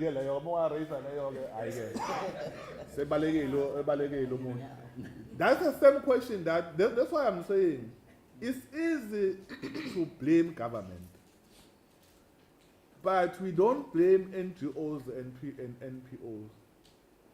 I know why, and I don't want to enter in that. You see, there are people that were in Maritzburg. So those when I visited some shelter in Maritzburg, there's only one shelter now in Maritzburg, in that hall. There were people that were called, no, come, let's take pictures for a portfolio of evidence, even if that person does not stay there. Because these NGOs and people, whatever money that they are receiving, they must to provide portfolio of evidence. And portfolio of evidence is pictures. But they are not accountable to anyone. But as government, we need to account, as well accounting. We don't have a problem to account, by the way, because whatever, if there are wrongdoings, we know the processes that we are going to subject it to. How many shelters still, I think I've dealt with that, here you build in the danger areas. I think everybody is referring to maybe in one. Look, that's why if you look, I'm not sure if you received the report that tells you how many TRUs have been built in KwaZulu Natal. Etewin is one metro, or you call it a district or an area, that have been seriously suffering because of this disaster. But we have only built 27 TRUs. If you check with King Cetshwayo, we've built more TRUs than Ethekwini. You know what is the problem? It's an issue of land. There's money, because human settlement at the national level, working with human settlement at the province, human settlement, they reprioritize their budget, and they've given provincial human settlement. That's why provincial settlement, they've advertised for TRUs, for service providers, to be appointed so that they will start the process. That's why they're able to build whatever number that they've built in terms of their report. I might not have figures, but I'm aware, because these are reports that I'm doing on a daily basis, I'm able to understand. The issue, where I'm going to an issue of land. Madam, I'm sorry if, Honorable Member, you are saying, why government is building a TRU in the area that you know that tomorrow if there's another heavy flight, that it will be washed away. One of the things, the reason why I also attended the land summit at Joburg yesterday, the Friday and yesterday. We had a provincial land summit where we invited Amakosa Sendlunkulu. One of the issues that Amakosa don't want is a spluma. I think if you understand spluma, the problem, Amakosa, they look, maybe it's a way they've been taught about this spluma. It's not that that they don't understand what is spluma, but they think spluma is going to take away part of their land. In my upbringing, I'm a rural boy. I'm coming from Pagan and Ladysmith. I grew up in a rural area. I know part of, in my view, spluma was implemented even in the rural area. Let me say how. I grew up in the rural area. I know ukuthi masiyolusa kunendawo kuthiwa yidlelo nenqoleleka abangasazi-ke lo. Nendawo kuthiwa yidlelo la kwangavumelekile khona ukuthi kwakhe umuntu kudla inkomo. Then now in our days, even areas that were allocated for grazing, it's no longer for grazing land. Now people, they are taking it as a residential land. That's why it's one issue that maybe for another day, it's a discussion another day. Even those ones that are given farms, you will be given a farm, but the farm will no longer be productive because you will get a farm from government, you will then ask people to build. So we are no longer using it as a farm. I think it's a matter that's for a discussion for another day. But the point that I'm driving to, that why there is a delay in building TRU to assist our people is because of land. Other traditional leaders say, no, we can't just give you land because it's government. Give us money before you build. But for people who are staying there, for people who are staying in that area, without paying to any cost, but because government now want to build a house for those people or a TRO, Amakos will say, no, give us money. Or Induna will say, no, give us money. You must pay before you build a house. Let me move. Let's get to the second round. If there's anyone, we'll deal with the process of anything that might be outstanding in terms of a compiled report.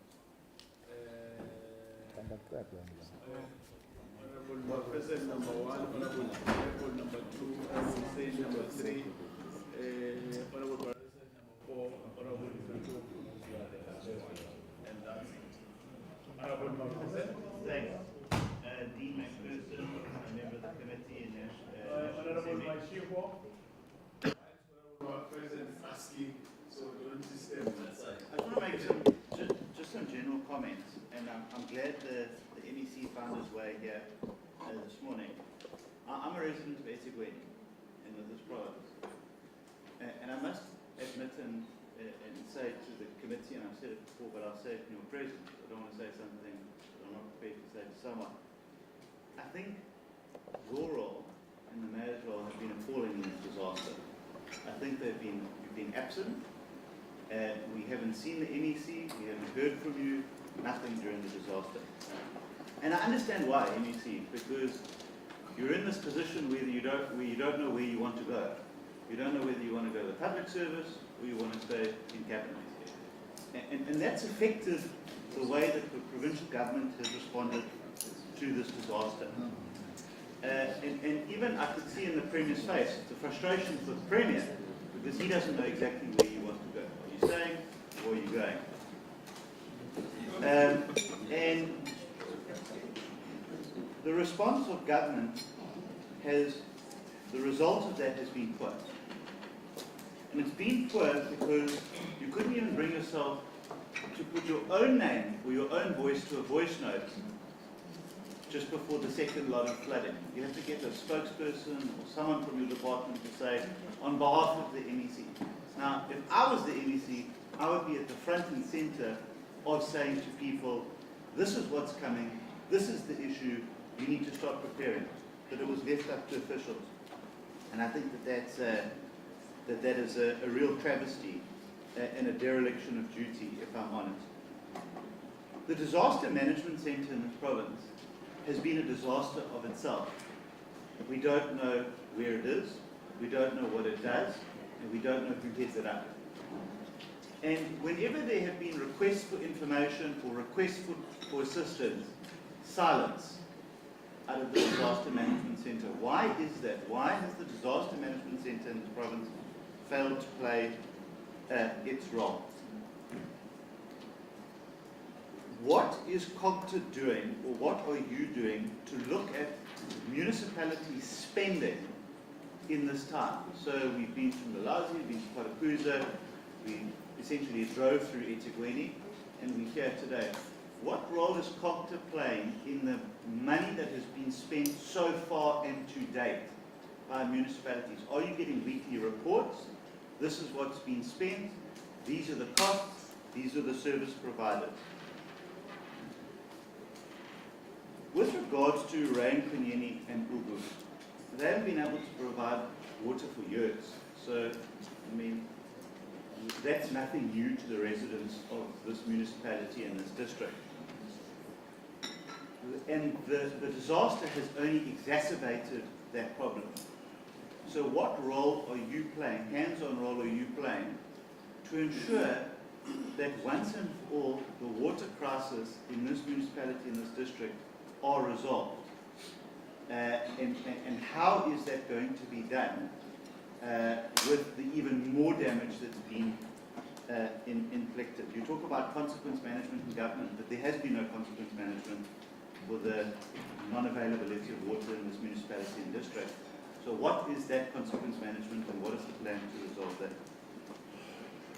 Can you provide the estimated costs for the flooding disaster damages that you provided to National Treasury? I'm assuming that you put a consolidated picture together and you provided that to National Treasury. And when was that sent to National Treasury? If you can please tell us when that actually took place. I'd also be very grateful to know on what dates, and you can provide this in writing, the dates that you chair this interministerial committee in provincial government to deal with the disaster or to deal with the flooding since the 11th of April. If you can provide the dates of what date that committee sat and who was present at it. The last one, you spoke about the TRUs, and the mayors can shake their heads and click and do everything, that's fine. It doesn't matter, I'm not here to please anyone. The TRUs, only 2%, and this is given to your provincial Human Settlements Portfolio Committee in the legislature, only 2% of the TRUs have been built today, 108, okay, to date. of the 5,000 required. That's what your provincial government has said. We need 5,000, they've only built 108. The department has only procured, so they've only said we've only procured 1,810. That's 36% of total number of needed. And they've only said that they can deliver 1,170, 23% by the end of July. So more than 2 months after the disaster, 2 months and 2 weeks after the disaster, only 23% of people who have lost their homes will be in some form of temporary housing accommodation. That is a disaster in itself. And I don't buy the argument to say, well, land is the issue. eThekwini has got, the municipality itself owns vast tracts of land in the municipality. State agencies own vast tracts of land in eThekwini. That, with respect, NEC, is not a credible response to say that's the reason why. And so I don't buy that. The municipality, and I'm sorry, and I don't know what your relationship is like with the mayor, if you ever able to see him or find him. Sorry? So working Relationship. Well, it needs to be more of a mooring relationship because he's not doing his job. He should be leading the release of eThekwini land to build TRUs. But there's a hands-off approach to that, to the disaster in eThekwini. So I think that there needs to be a more hands-on approach to the disaster by the provincial government and by eThekwini. I'd like to know what discussions you're planning to have with them to make that land available, because there's a lot of land in eThekwini, there's just not a will to do it. Thanks. Just a point, Chairperson. Let us be robust and focused. There's nothing wrong with that. Any other thing that may have other interpretations to your problem? Honorable Director. Thank you, Honorable Co-Chairs. Let me also welcome the presentation that has been made and also indicate to the NEC that it's correct that yesterday we're looking for the mayor of eThekwini, but we're not only looking for that mayor, we're also looking for you, as you know that KwaZulu is the custodian of the disaster, so we're expecting that when we come to the province, at least the political head of the affected department will be there. However, you were not there, but I believe there were reasons, even though we're not aware of those reasons. Chair, the first question is that when you were presenting, you indicated that the district disaster team are being alerted of, were being alerted of the possible form of heavy rains that may occur. And so I just want to check with you, how effective is the district disaster teams in terms of coordinating and being able to handle this disaster? The reason why I'm asking is because since we've been here on Oversight, I have observed some element of lack of coordination in terms of dealing with this disaster. We went to all these municipalities that we have met with, and then we realized some inconsistency. So I just want to check the capacity of the district disaster in terms of handling this disaster. And number two, we understand that you have not yet received the money from the national government. However, I believe that there are processes that need to be followed in order for the province to get the money. And some of these processes need to be done at the municipal level. When we arrived, we went to Umlalazi Municipality, and they gave us their presentation. And when you're looking at that presentation, it was in a very poor condition. And even if they were to request money based on that presentation, they were not going to get that money because it is not sufficient enough to show the need in terms of the disaster. So how do you prepare the municipality so that when that time comes or when the money comes, so that they can be ready in terms of the assessment, the nature of need that they want as Proctor? And you've also raised the issue of the private sector, which I believe is good. So I want to check with the province, how far are you with the assessment of the private sector? The reason why I'm asking is that yesterday we were at the Devon port, and they indicated that they could not give us the estimated amount of the disaster because they are still waiting for the confirmation from other businesses, which may be a long process. So what is the role as Proctor in this regard in ensuring that when we say this is the cost for all this disaster, at least both private and public sector are included. So far in the public sector, at least there's that coordination, but in the private sector, we still need to do more in order to get that. And the last one, in the presentation, it's indicated that there are 288 homeless families and 5 temporary residential areas that have been built by women settlement so far. So I want to check if the province have, Department of Culture have already followed up this matter with the Department of Women Settlement. As much as you may say that there were that challenge in terms of the people who were housed in the temporary accommodation, but I believe that that 200 and something homeless families, it cannot be reduced to less than 100. But so far you only have 5 houses. How did it come? What are the challenges, and how best can the matter be addressed? Thank you, Chair.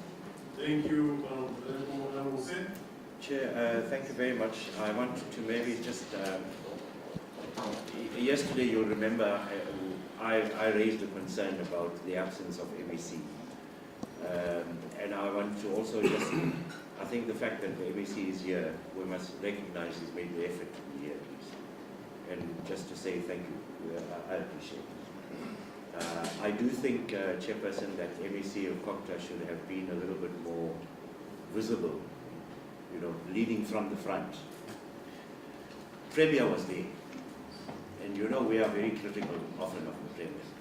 But on this occasion, the Premier was in charge. MEC of Kokta was nowhere. And I won't belabor the point, but I'm making the comment because I think it is important that Kokta as a unit should be a little bit more mindful of the role that they have to play at a time of crisis. You know, Chairperson, when there is a crisis in our country, people have a sense of hope, want to have a sense of hope on government to say, no, these guys are in charge, don't worry. But on this occasion, I'm afraid that Kokta, whose responsibility was to be on the forefront of this thing, because it was municipalities who had to respond, were absent. They were not as active as they should have been. And Chair, this is a problem that's been going on for a long time in this province, here in KZN. And I'm afraid my assessment of it is that I think we have a leadership problem here. Honorable Khalid is not here, but myself and her, and I think Dereko was here as well. We were in this very chamber here with Mutambi, Honorable Mutambi, 2.5 years, 3 years ago. And some of the issues that we discussed then, we're still talking about it today. Hasn't changed. In fact, the situation has gotten worse when it comes to water issue. This recent floods and these last 2 floods has just made the situation worse. This place here, South Coast, is the most beautiful place you'll find in South Africa. Even Camps Bay and all of that got nothing in this place. The problem is that there is no sense of leadership to be able to develop this place to the extent that it can become the potential that it's got. You won't find anything more beautiful than this anywhere in South Africa. And there's so much of potential, but we have a leadership crisis here in this province whose responsibility it is to tap that potential and make this place the most beautiful. But there isn't that sense of commitment and urgency to say, no, we can do this thing. This water crisis is not happening from now. 3 years, people have been suffering. When we sit and we listen to MEC, I don't know if anybody in the room, me, I don't get a sense of confidence that they are in charge. I mean, we don't even have a Kokta presentation. We've got from the district, we've got from Rain Konyeni. There isn't even a Kokta presentation to say, this is the state of the province in this floods. Even when it doesn't give me the sense of confidence in the terms of responses. I mean, Honorable Dutoy raised an important point about this thing around, the floods was on the 8th. You set up your job 4 days later. That's what's in the report. But there is an explanation for that. I don't even understand. Even this thing about water tankers, that I think my colleague also asked, Honorable Schreiner, it's the same issues I was going to raise, but they've raised it. I won't ask the question again. But It's just the manner in the response that troubles me, because, Chairperson, you know, AG was before us the other day. I raised this issue about the water tankers. What was the response? She said, yes, we will go and look to prevent any further corruption. But response from MEC was, we can't shut down the whole thing because of one reason, and then 2030 vision, what. So it's that kind of thing I think is a problem. There's a leadership problem in this province when it comes to COPTA, which is why COPTA as a unit is not performing the way it should. Here, in this part of KZN, the situation of the water crisis has been getting worse and worse and worse every year. Now, if we, as the people involved in government, if we don't have the confidence that, hey, this leadership is in charge, they're going to fix this problem, imagine the people here in this area. And just go and look for yourself what the media and what communities are saying about the Ubud district leadership in terms of the water crisis. It's been going on for years. Nobody's got confidence in this government that we are getting it right. This is why the NPOs don't want to come and report to government, because they don't trust government. They do it themselves. Companies are saying we would rather give the money to gift of givers instead of giving it to government. We hear about this. Why? Because they too have lost confidence in the leadership that's in charge. Excuse me. So, Chairperson, I'm saying these things not because I want to be critical of individuals or insult them or what, but to wake all of us up to the reality that there are people here and in this province that are losing confidence in our ability to be able to govern this place in a way that actually makes things better, makes people's lives better. Businesses are selling up and they're running away from here. If you go and look for properties for sale in this area, it's been on the decline for years. You'll buy a house here cheap. Any one of you want to invest can buy here. Why? Because everything is falling apart. If you don't have water as a business, you can't even operate, you will run away. And that has a direct impact on the municipality's ability to raise revenue and use that revenue to change the lives of the people who can't afford it. So ultimately, the people who are getting impacted the most with this water crisis is the poorest of the poor. This is why we are building TRUs for them, which is 60,000 rand, because we can't afford to give them a decent house, brick and mortar house. They're saying there isn't enough funds. Because, Chairperson, over the years there's been continuous degradation in this area.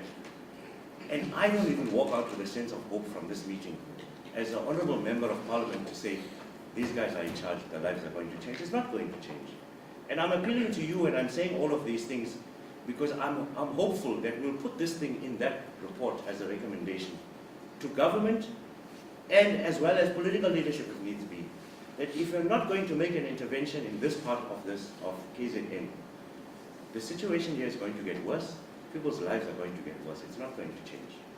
I'm afraid it's not going to change. So I'm sorry for that emotional response, but I think it's an appeal to every one of us here, is please, people are so desperate to looking for some change in their lives, and it doesn't get better. This story you said, MEC, about the electricity, please, brother, you can't go on like this for years about not being able to connect the electricity to our waterworks. I mean, I understand, but what do we want people out there to understand? They don't even have water. It's been going on for years, and we have reached a point of where we're just being comfortable about these reports. So I'm really just appealing to the leadership to say, do what we have to do to try and turn this thing around, because people are losing confidence in all of us, me included. I'm opposition MP, but even I can't even give answers to people anymore. Chair, the one thing I want to ask is an appeal that we can get a very detailed report on the Section 36 awards in all of the municipalities as well as the district, including the water tankers, because therein lies the opportunity for corruption. And we've asked it consistently for all the municipalities. And so if Secretariat can also follow up with that information for us, I will be very, very grateful. The second point, Chair, is the emergency funding altogether on the Section 36. The question's been asked already, but I just wanted to add my voice to it so that we also get that information. And at a later stage, we'll be able to at least combine them. But thank you very much for the opportunity. Thank you, President. Thank you very much, Chairperson. The name is Tim Browerset. It's good to be back in the home of my family. ancestral home of my family, which is down here. I represent KZN in the National Council of Property. MEC, thanks for being here. We're both honourable members, so we know how to address each other. Okay. I was sent from your house to Cape Town. I was sent from your house to Cape Town. Oh, yeah. Okay, so just a question I have for you, and you don't need to, I don't know if our secretary can get this answer from the MEC, but you mentioned earlier on that you had established an interministerial subcommittee. So I'd like to know, from question number one is, when did you establish the subcommittee?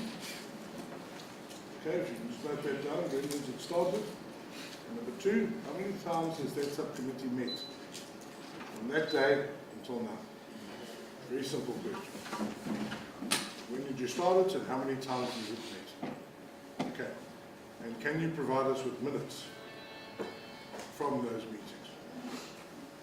The reason I ask this is I need to be sure, MEC, as a member of Parliament, and I want to remind you that you are testifying to, you're speaking today to Parliament. This is a parliamentary session.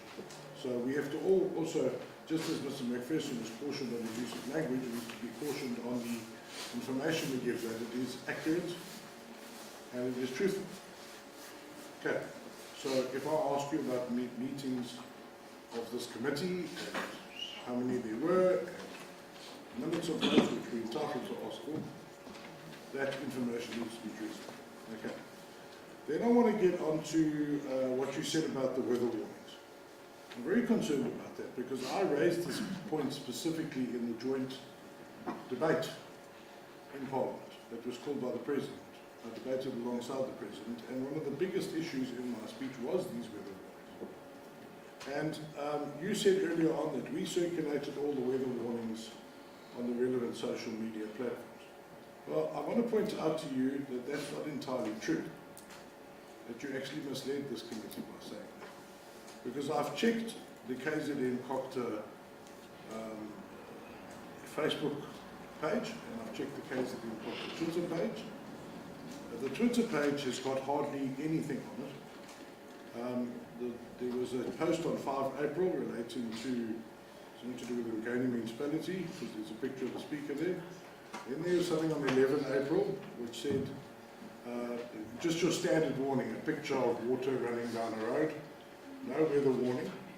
There were only 10 reactions to that. So I'm going to get onto that just now. There was no South African Weather Service warning, that standard format that we see. And on the 12th of April, it was just reactive posts. In other words, hey, there's been a big problem, we're here, we're trying to help, which is great, but it doesn't warn the people. And I want to remind you and everybody in this room that what happened was, is on the 10th of April, if you go back to the South African Weather Service, they issued a level 2 warning. Now, you need to, I don't know if you've ever actually read MEC those warnings, but those warnings start at the top and they list all the areas affected. Only a whole lot. Okay? Then they say the general classification, which could be disruption due to rain or whatever the case may be. And then they list down lower MEC impacts. And that's where you see loss of life, landslips, rockfalls, disruption of infrastructure. So when you said also in your presentation that you weren't aware this was a disaster, I mean, how many more impacts have to be listed for you to recognize that this is a big problem? Okay, it's there. You've got to read those warnings. Anyway, let me get back to my point. Level 2 happened on 10 April. Okay? Your level 2 was reported. Okay? I'll give you that on Facebook. On your Facebook, KZN Facebook post. It was there. The level 5, that happened halfway through the day on the 11th. This is when it was starting to get serious. Okay, that level 5 only got 5 reactions.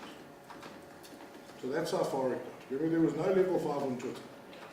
Twitter, unfortunately, was almost absent. Okay? Then it was upgraded to a level 8. Later on that afternoon, it became a level 8. And when you look at impact on level 2, level 5, level 8, you start to realize, we're in trouble here. This is really problematic. Okay, this is out of 10, so 8 is starting to get hectic.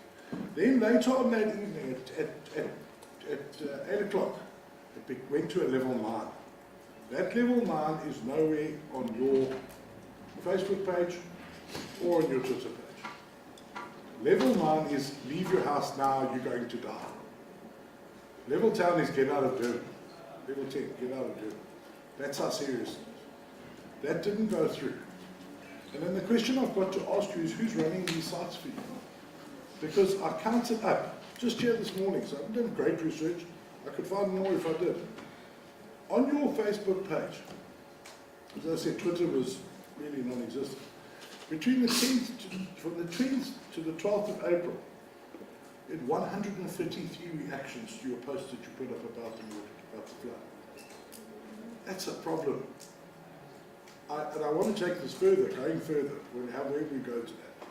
You've got to look at those 2 pages and consider how you're boosting them. Okay?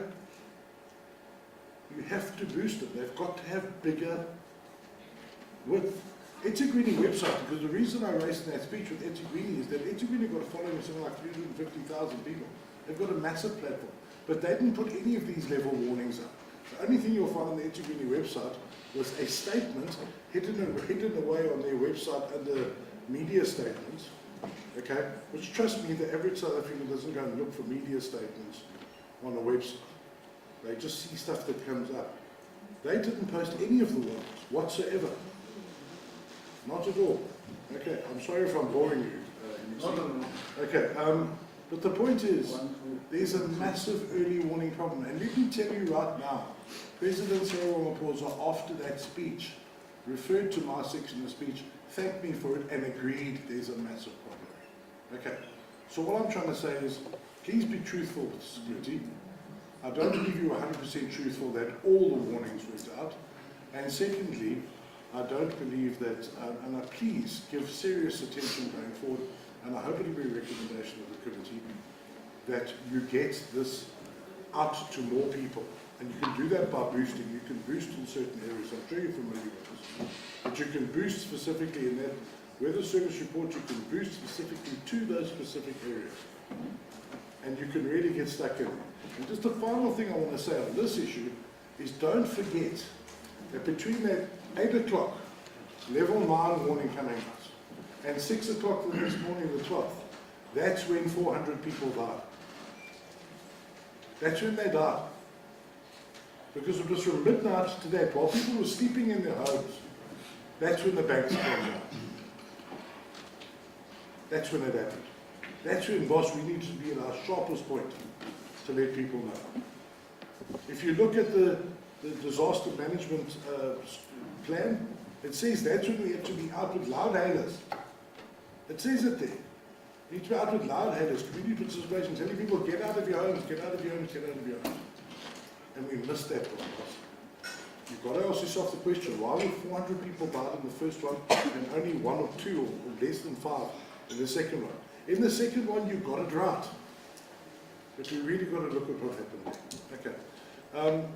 The last thing I want to raise, Chair, is just the issue of, everybody in the NCOP knows, they've heard many of my motions without notice in the NCOP about Uru water. I think I've done about 4 or 5 in the last 5 years. So please, I hope that you're not going to mislead this committee that all the problems in Ugu and water now are due to the floods. Because this has been going on for 15 years, 2015. It's a massive problem. It's the reason why I pushed hard and hard to get water and sanitation, I hope you're aware, to allocate 130 million rand in the water service infrastructure grant to Ugu. And I certainly hope that's going to be spent on water infrastructure. Look your offices at the Ugu building. Yes, I'm aware of that. So please, can I get the comment? I don't know who's here from Ugu or from Rankunyeni. The differentiation of water service before the floods and water service after the floods. And please don't mislead the committee that all of the water problems in Ugu are now because of this. So I just want to caution that regard. Can somebody please respond on that? Thank you very much. Thank you, you, Chair. Thank you, Honorable Chair. As you said, I'm China Dodovu. I'm from the Northwest. I serve in the NCOP and I'm part of this committee. In the interest of time, I'm not going to ask many questions, only one question. But before that, I want to paint this scenario. A disaster of unprecedented levels, massive magnitude, happened in this province. More than 440 people died, property destructed, infrastructure completely destroyed. The backbone of this economy, of the economy of this province, which is tourism, comes to a halt. People are devastated. And in response to that, the president comes here, declares a state of disaster in a very unprecedented way, convenes a joint sitting of Parliament. Parliament agrees to set up a joint committee, a committee that composed of 5% of the entirety of Parliament. We come here, when we come here, the situation doesn't match what the country and the international community is seeing about this province. The reports are incomplete, we need more reports. With due respect, we see absence of leadership. We experience whatever that we experience. The situation is devastating. Now, based on that, I'm asking myself a principal question. Do I see anything wrong? Am I mistakenly have internalized what I see here in a way that the people of this province and its leadership have not? Because it would seem that it's business as usual. And if I can be filled on that particular point and be motivated, so that I must have an optimism that this situation will be dealt with, I'll be okay. I'm saying this because as part of the response, 1 billion rand is set aside, it's not accessed. There is a dire need for services and infrastructure to be executed. Little is taking place. I have a sense that we are prevaricating, we are slow, and we're not doing what the people of this province are expecting us to do. Maybe from that point, maybe the leadership could take this to heart and develop a way of turnaround to ensure that we address this to the majestic heights of satisfaction for the people of this province. And I want that part to be filled because where I am, I'm not okay. Thank you. Thank you. Thank you, Honorable. Let me see, all the members have questions. They've introduced themselves. You have got a better sense of what is facing us, KZN, and the country, probably better than some of us do. But two things that I want to make you to be aware of. The first one is that we will expect a detailed presentation coming from your side that will assist us. As members have indicated that, of course, now we're fortunate you got a presentation about Ugo and you try before you dealt with the slides to give an overview of some sort, but we don't have that presentation, so we'll need to have that presentation. Linked to that is to try to address a whole range of some of the questions raised by honorable members so that we are able to assist each other, as Honorable Todovi is indicating that Parliament is expecting us to come with clear recommendations that will assist KZN, not to create problems in KZN. And the rate at which we are going and what has happened, that is why when we started, I never wanted to make it to be a Frolic and Nyambi issue to say, no, we're here and this is Frolic's issue about what is supposed to be a way forward. And we never even met as a committee to say what will be our approach when we are here. And of course, MEC, it deprived us that opportunity because we understand without dealing with your engagement on the other day, we still have an opportunity, as you correctly indicated, that there was an issue about Etequin. As an MSC responsible for Kota, we still have an engagement tomorrow.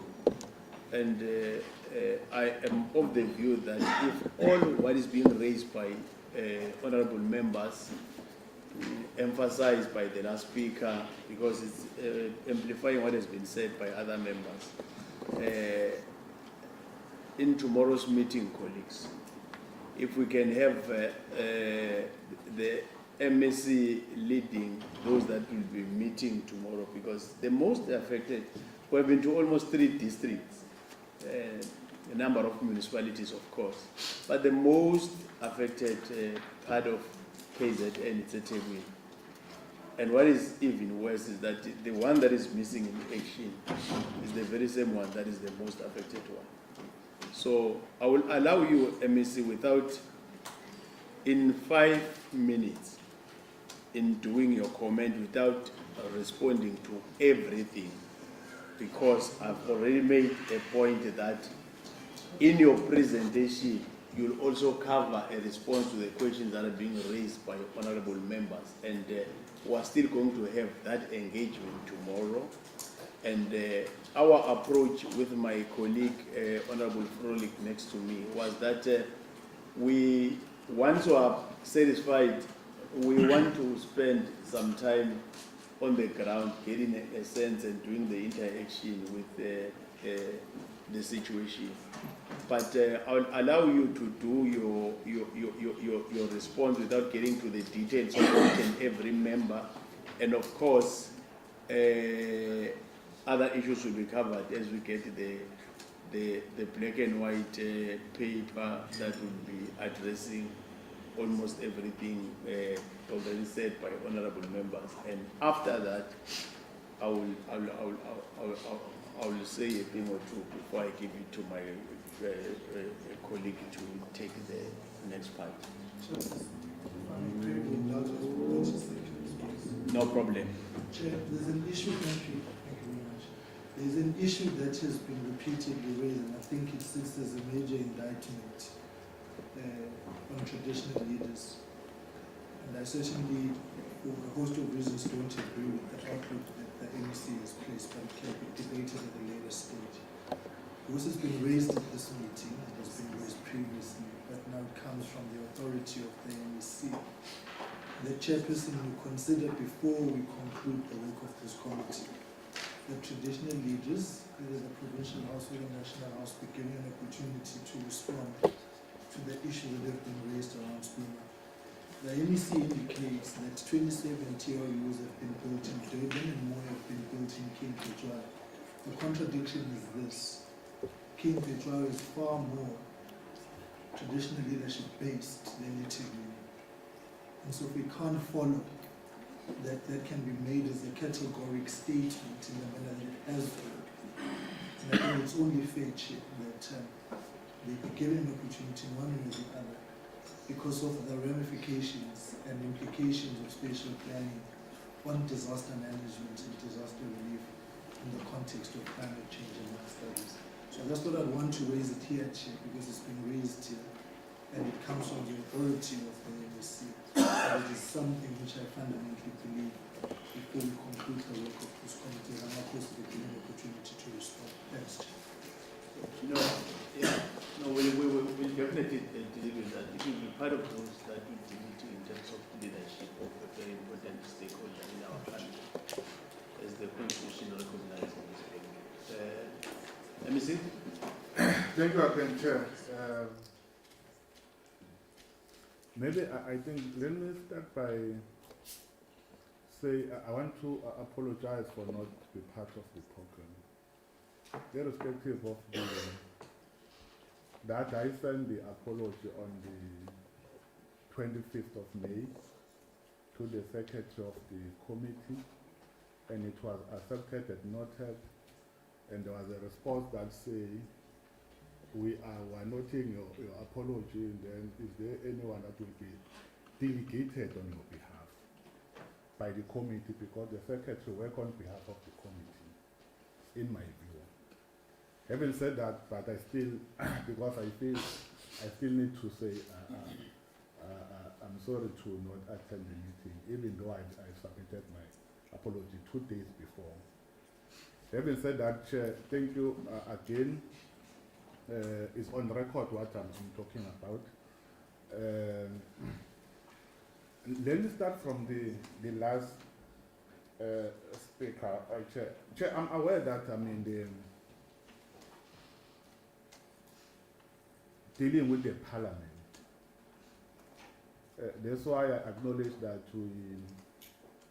this is an ad hoc committee of the Parliament, which means the committee represents the Parliament.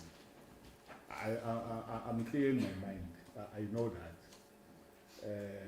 I think it's important that I must say that. Whatever that I'm saying here, I can repeat because I'm not lying what I'm saying. I requested the team, I will actually just, I'm not going to give this. This is a detailed report that we received from the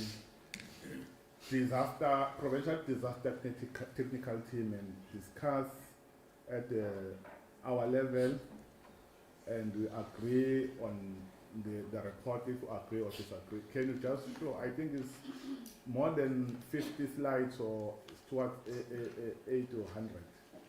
We are going to send it to everyone. There's nothing that we are hiding. We are accountable to. By the way, the Premier even went to NCOP and present about the state of the disaster of KwaZulu Natal. Look, as let me start from the last. I accept what the Honourable have requested, Chair. In the last provincial summit that we convened, where we invited Amakosi, they presented their own paper.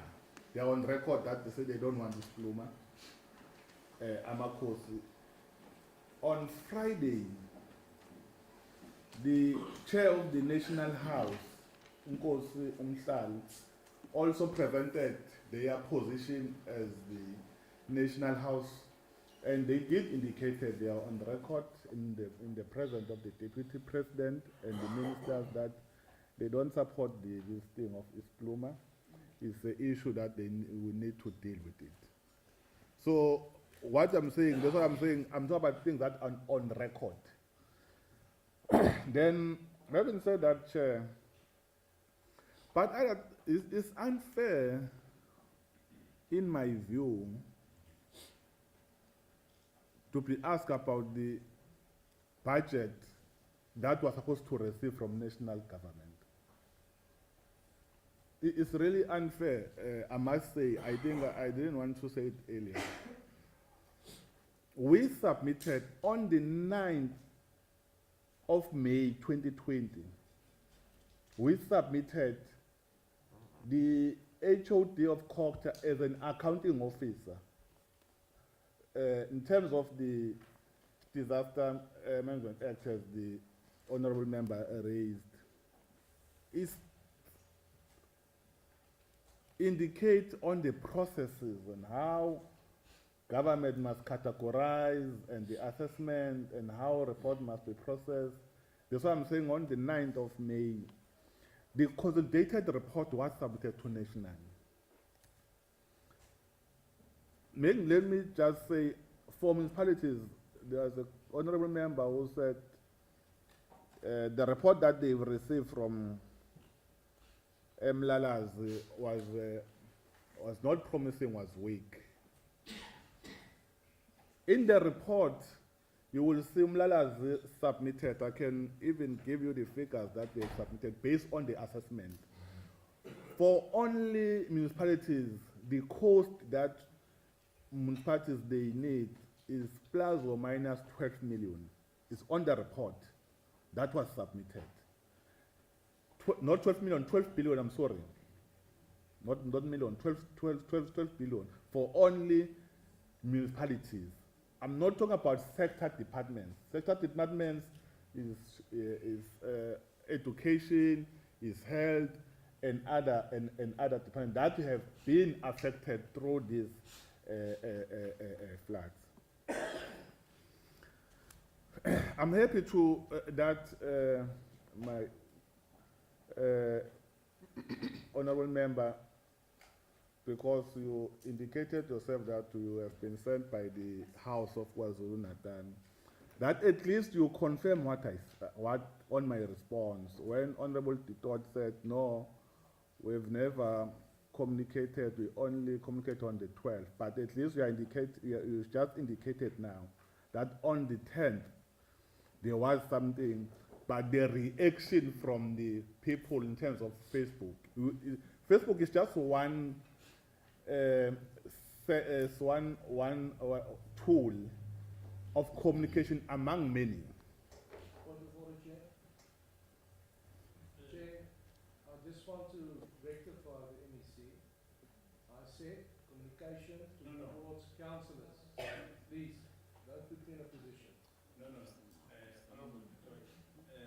Honorable MEC, as you are still recognized and protected, I allowed you to just do your concluding remarks and not get to more of the details because all what the members were saying, and I don't want to dwell much on what, to me, the approach is more than enough. We can deal with other issues outside. Because if you are going to apologize and still go back, and the reality of the matter, MEC, is that if you are part of the first meeting, even the issue that you are raising, your premier clarified it, and we are just amplifying what he said. And it's not even an issue. And in our plan, next week we are meeting the Reverend Minister of Finance to deal with the issue that you view it as unfair to you. And that will be covered. And as will be part of the process, you'll realize that our role of us being here, it's more of to take a lot of stuff on your shoulders than to be a problem. But the only condition about it is when you are working with us, and we are not. You can ask our colleague, chairperson of the portfolio committee, Honorable Pele, who's here. Right from, she has never missed a single meeting. So I was just giving you an opportunity to do your concluding remarks, and that detailed report, we're happy about it if we're going to get it, and it will answer many questions. And in our engagement, probably tomorrow and after tomorrow, some of the issues can be clarified without trying to say who's right, who's wrong. No, that's my just appeal. Thank you, Chair. I'm sorry, Chair. When you are told in the meeting, that you are wrong here and here, and you are not given an opportunity to clarify yourself, I will have a problem with that. Because this meeting will leave as an MEC who disrespect honorable members. I think that's why members have been saying the MEC has be available. I accepted that. And that's why before I present the report, I indicated why I was not in the road show. But it means it doesn't matter. Members will keep on saying it. I'm sorry if that's why I said when I wanted to talk to Honorable Sengwa, I checked from the chair if is it because the rules, if I'm correct to say Honorable Sengwa, Honorable colleague, and then said no, it's fine because he is flexible. But I must abide by the rules of the House. Chair, I've never appointed any interministerial disaster subcommittee. Because the question was that when did I appointed the interministerial subcommittee of disaster? I've never appointed any ministerial disaster subcommittee. It was appointed by the Premier. When the Premier, through the Provincial Executive Council, appoint the subcommittees of the PEC, which is the Provincial Executive Council, disaster management team is part of the subcommittees that are appointed by the Premier through the Provincial Executive Council. And those committees were appointed, I think, 2019. I don't have dates, I'm sorry. I think Secretary, they can get dates, there's nothing wrong. And they are scheduled dates for that, for all subcommittees of the Provincial Executive Council. I'm not sure if the honorable member is looking for from the initial, when we're appointed in 2019, we can, Office of the Premier can provide that because I'm not the Premier, I'm MEC for COCTA, we are led by the Premier. And I can't just give information willy-nilly that tomorrow I must be asked who gave me permission to do that because I've never appointed any committee. But I was appointed by the Premier to chair that committee, like any other committees that are there. So the minutes and so on, I think there will be a process, I think from Secretariat of the ad hoc committee can write to the Office of the Premier and request that. I think the Office of the Premier, because even as we are convened on our meeting on the daily basis after the disaster, we are convened by the Office of the Premier. Ours is to inform them that we want to meet, we agree that we'll meet on this, on every day or after 2 days or after 3 days. Please, can you invite us because the Office of the Premier, they do that. That's how we deal with those issues. How much has been spent? Look, I've been raising this issue. If honorable members, they can do me a favor, just read section 71 of the Municipal Financial Management Act. It's clear. Expenditure of municipalities in terms of the Municipal Financial Management Act. It says a mayor must submit section 71 to a provincial treasurer, not to COCTA. It's in the act that was approved by the Parliament. COCTA don't receive any expenditure of any municipality. That's why treasurer, they must analyze it and give direction. If the municipality is having unfunded budget, it's a responsibility of treasurer and COCTA, but more on treasurer because treasurer is the one that is dealing with finance in terms of the act.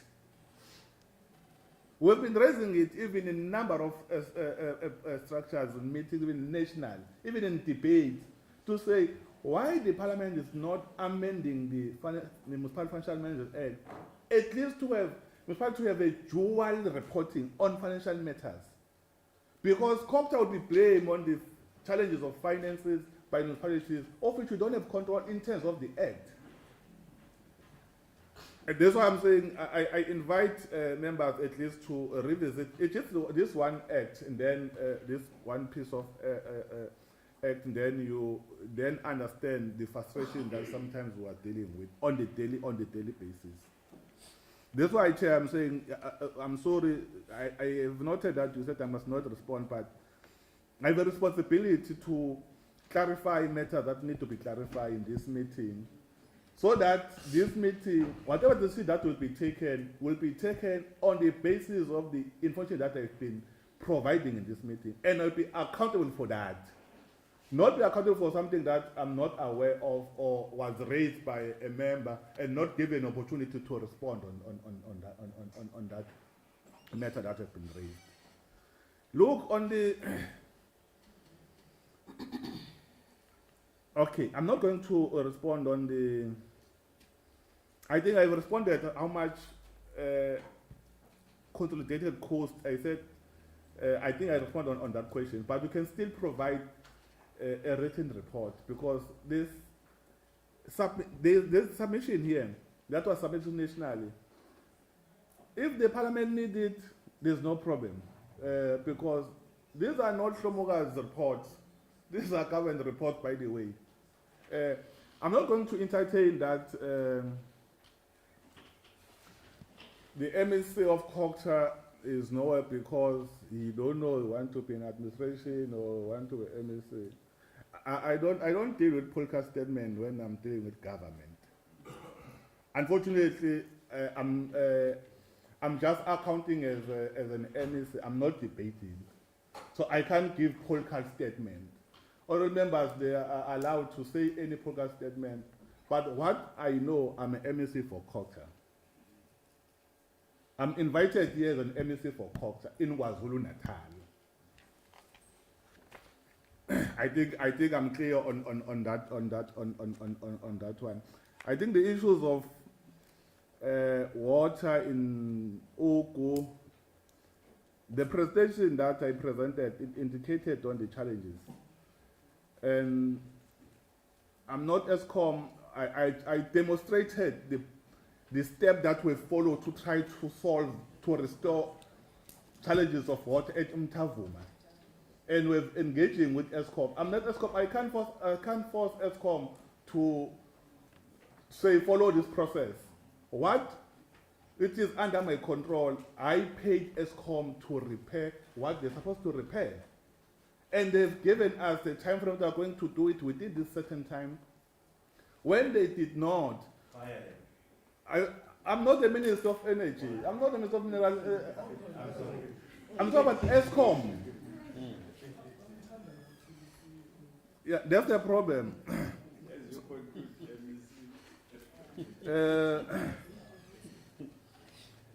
I think that the issue of a mayor of Tegwini can't release the land.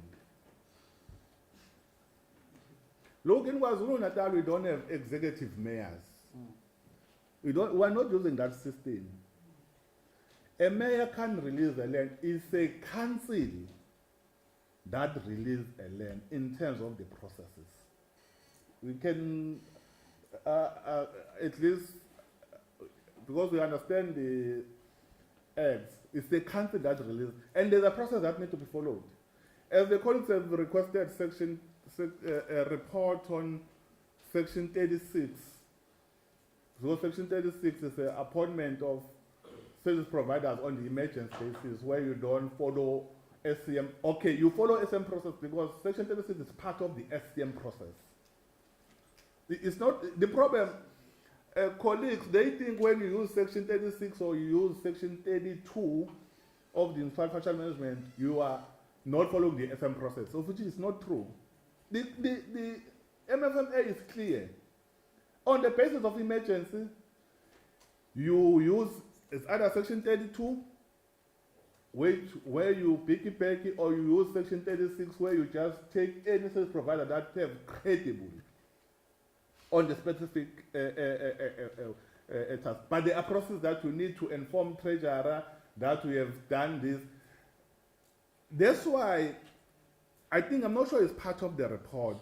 Part of the report, the HODs in KwaZulu Natal, some of them, they said, no, look, we can't use emergency delegation because we'll use emergency delegation and tomorrow we'll be investigated for the process that we have followed.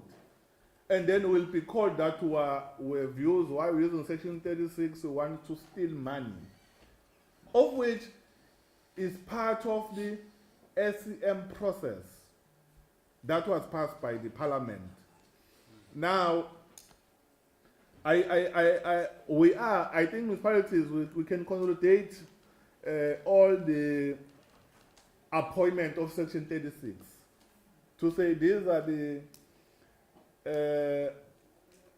projects that were awarded during this disaster. And you might find that there's no Section 36 that was used in most of the municipalities because there's no budget. I can confirm, they've never used it because there's no budget for it to deal with the issues of disaster. Another thing, as I close, Chair, people they think as we coordinate disaster management, this budget was that's 1 billion will come to culture. No. We're not going to even receive even a cent from this 1 billion. It will just go straight to relevant departments and municipalities. Ours is to consolidate, is to assist sector departments, is to assist municipalities. We submit, we request that national to give them money. And when they receive money, we're not even told that certain municipalities receive money, it's this municipality, this department receives money. And we can't play an oversight on the grant that have been given to departments, even if it's for disaster. Because if money has been transferred to a certain department, there's another process that needs to be followed from treasurer's side now. Thank you, Chair. Thank you. Let me take this opportunity to indicate, MEC, that as we have done the interaction, when you're here, we recognize, respect, and see you as MEC of Copter, so there's no confusion. So that is why the members were saying MEC of Copter was missing in action, not anything else. I heard something. So, but be that as it may, MEC, it will be important as we engage even, we are not here to disrupt what is happening, what is good, but we are here to also make our own assessment. And there's no position or view that has been formulated about you. There's nothing about the committee, except that we were worried when we missed an opportunity to have you doing the presentation as we have done today. And we normally say anyone who believes, if you are worried about lies, anyone who believes lies about you or about any person without hearing the other side, it means that particular person for some time was looking for a reason to go against you. Yeah, so that is why I said you have to submit a presentation, and of course the Secretariat will assist in terms of questions that has to be attended coming from members, so that when we're doing our own deliberations, we have a clear picture. And we also indicated that we'll start together till, not unless we are no longer part of this committee or something else happened, till the 30th of November of this year, as this ad hoc joint committee on floods, disaster relief and recovery. Thank you for leading the municipalities and doing their presentation. I will now, we are not even fussy whenever we had the political principle, whenever we've done our interaction and we have some other engagements, and we're doing our own things when it comes to sites. But even if you are part of them, there's nothing wrong with it. Honorable Frolik will deal with the part of allowing the relevant people that will be presenting the site that will be visiting. But thank you, MEC. for availing yourself to the interaction with the Honorable. No, thank you, Honourable Chairperson, and also good afternoon to everyone. Let me firstly express a word of thanks for the local arrangements that has been made for this morning to receive us. And I mentioned it yesterday as well, we always welcome it when it is the political principle that actually takes the bull by the horn and gives us the presentation, and not a functionary or official who is given that responsibility. We had also the same experience yesterday when we were in KwaZulu, where the mayor herself presented the presentation and we could interact. So thank you, Honourable MEC, for being and spending time here with us this morning, and we hope that you join us as the rest of the oversight visit unfolds. Unfortunately, when we visited Tonga yesterday at the waterworks, there was no politician available. And that is a key area in terms of the provision of water and sanitation to that area. And what is becoming clear is that our work don't end on Monday, tomorrow afternoon. We have a mandate until the end of November. And from the outset, I've said we are not here on a fact-finding mission. We are here to come and support and to find out what are the facts, because ultimately it is our people, ordinary people on the ground, who are suffering under the consequences of the natural disaster that is taking place. And they have a legitimate expectation that the government at all the three different spheres will rise to the occasion to improve the situation where they are. I also want to express a gratitude to all the mayors who are here from the different district municipalities. Thank you for your making available the information beforehand, because we received the slides and all the information that we have submitted. So the MEC gave us a higher level presentation that incorporates the information that is there. And if there are any further information that is required, the Secretariat will liaise with the Office of the MEC to say, this is the outstanding issues that are there. As far as the House of Traditional Leaders in the province is concerned, we will not have time to engage with them for this part of the visit. However, we can assure you that after we've gone back to Cape Town, received other presentations, that we will come back to the province again so that we can do a follow-up on these issues that has been raised. We are not going to wait until the end of November when a report is tabled to say that this is what must be done by the government. No, we will on an ongoing basis come back, revisit and see if there is an improvement. We are very clear that the municipalities and the province cannot be left at its own devices to reprioritize budgets only. Because when you reprioritize a budget, you are now taking away from other priorities that you've already identified. And that can lead to further misery for our people. So we are convinced as a committee that the relevant funds and resources must be unlocked by the national government as soon as possible. We will also do a follow-up on the matter that you've raised, that on the 9th of May, the full information was presented to national government. They got it with them.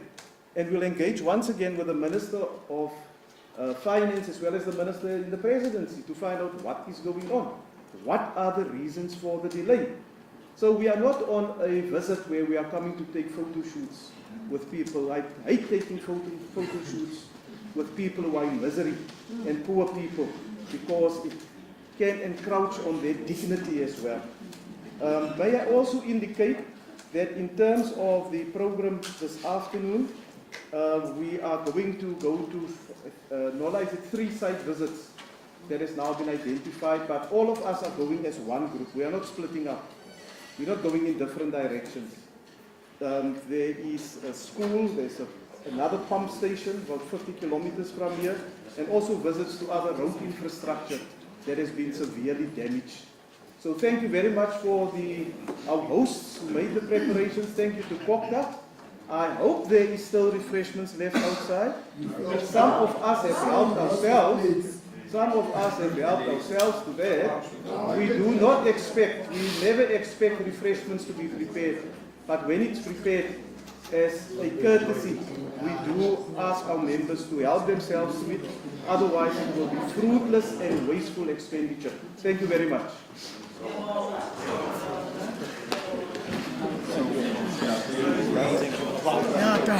Thank you, Papa. What do I say for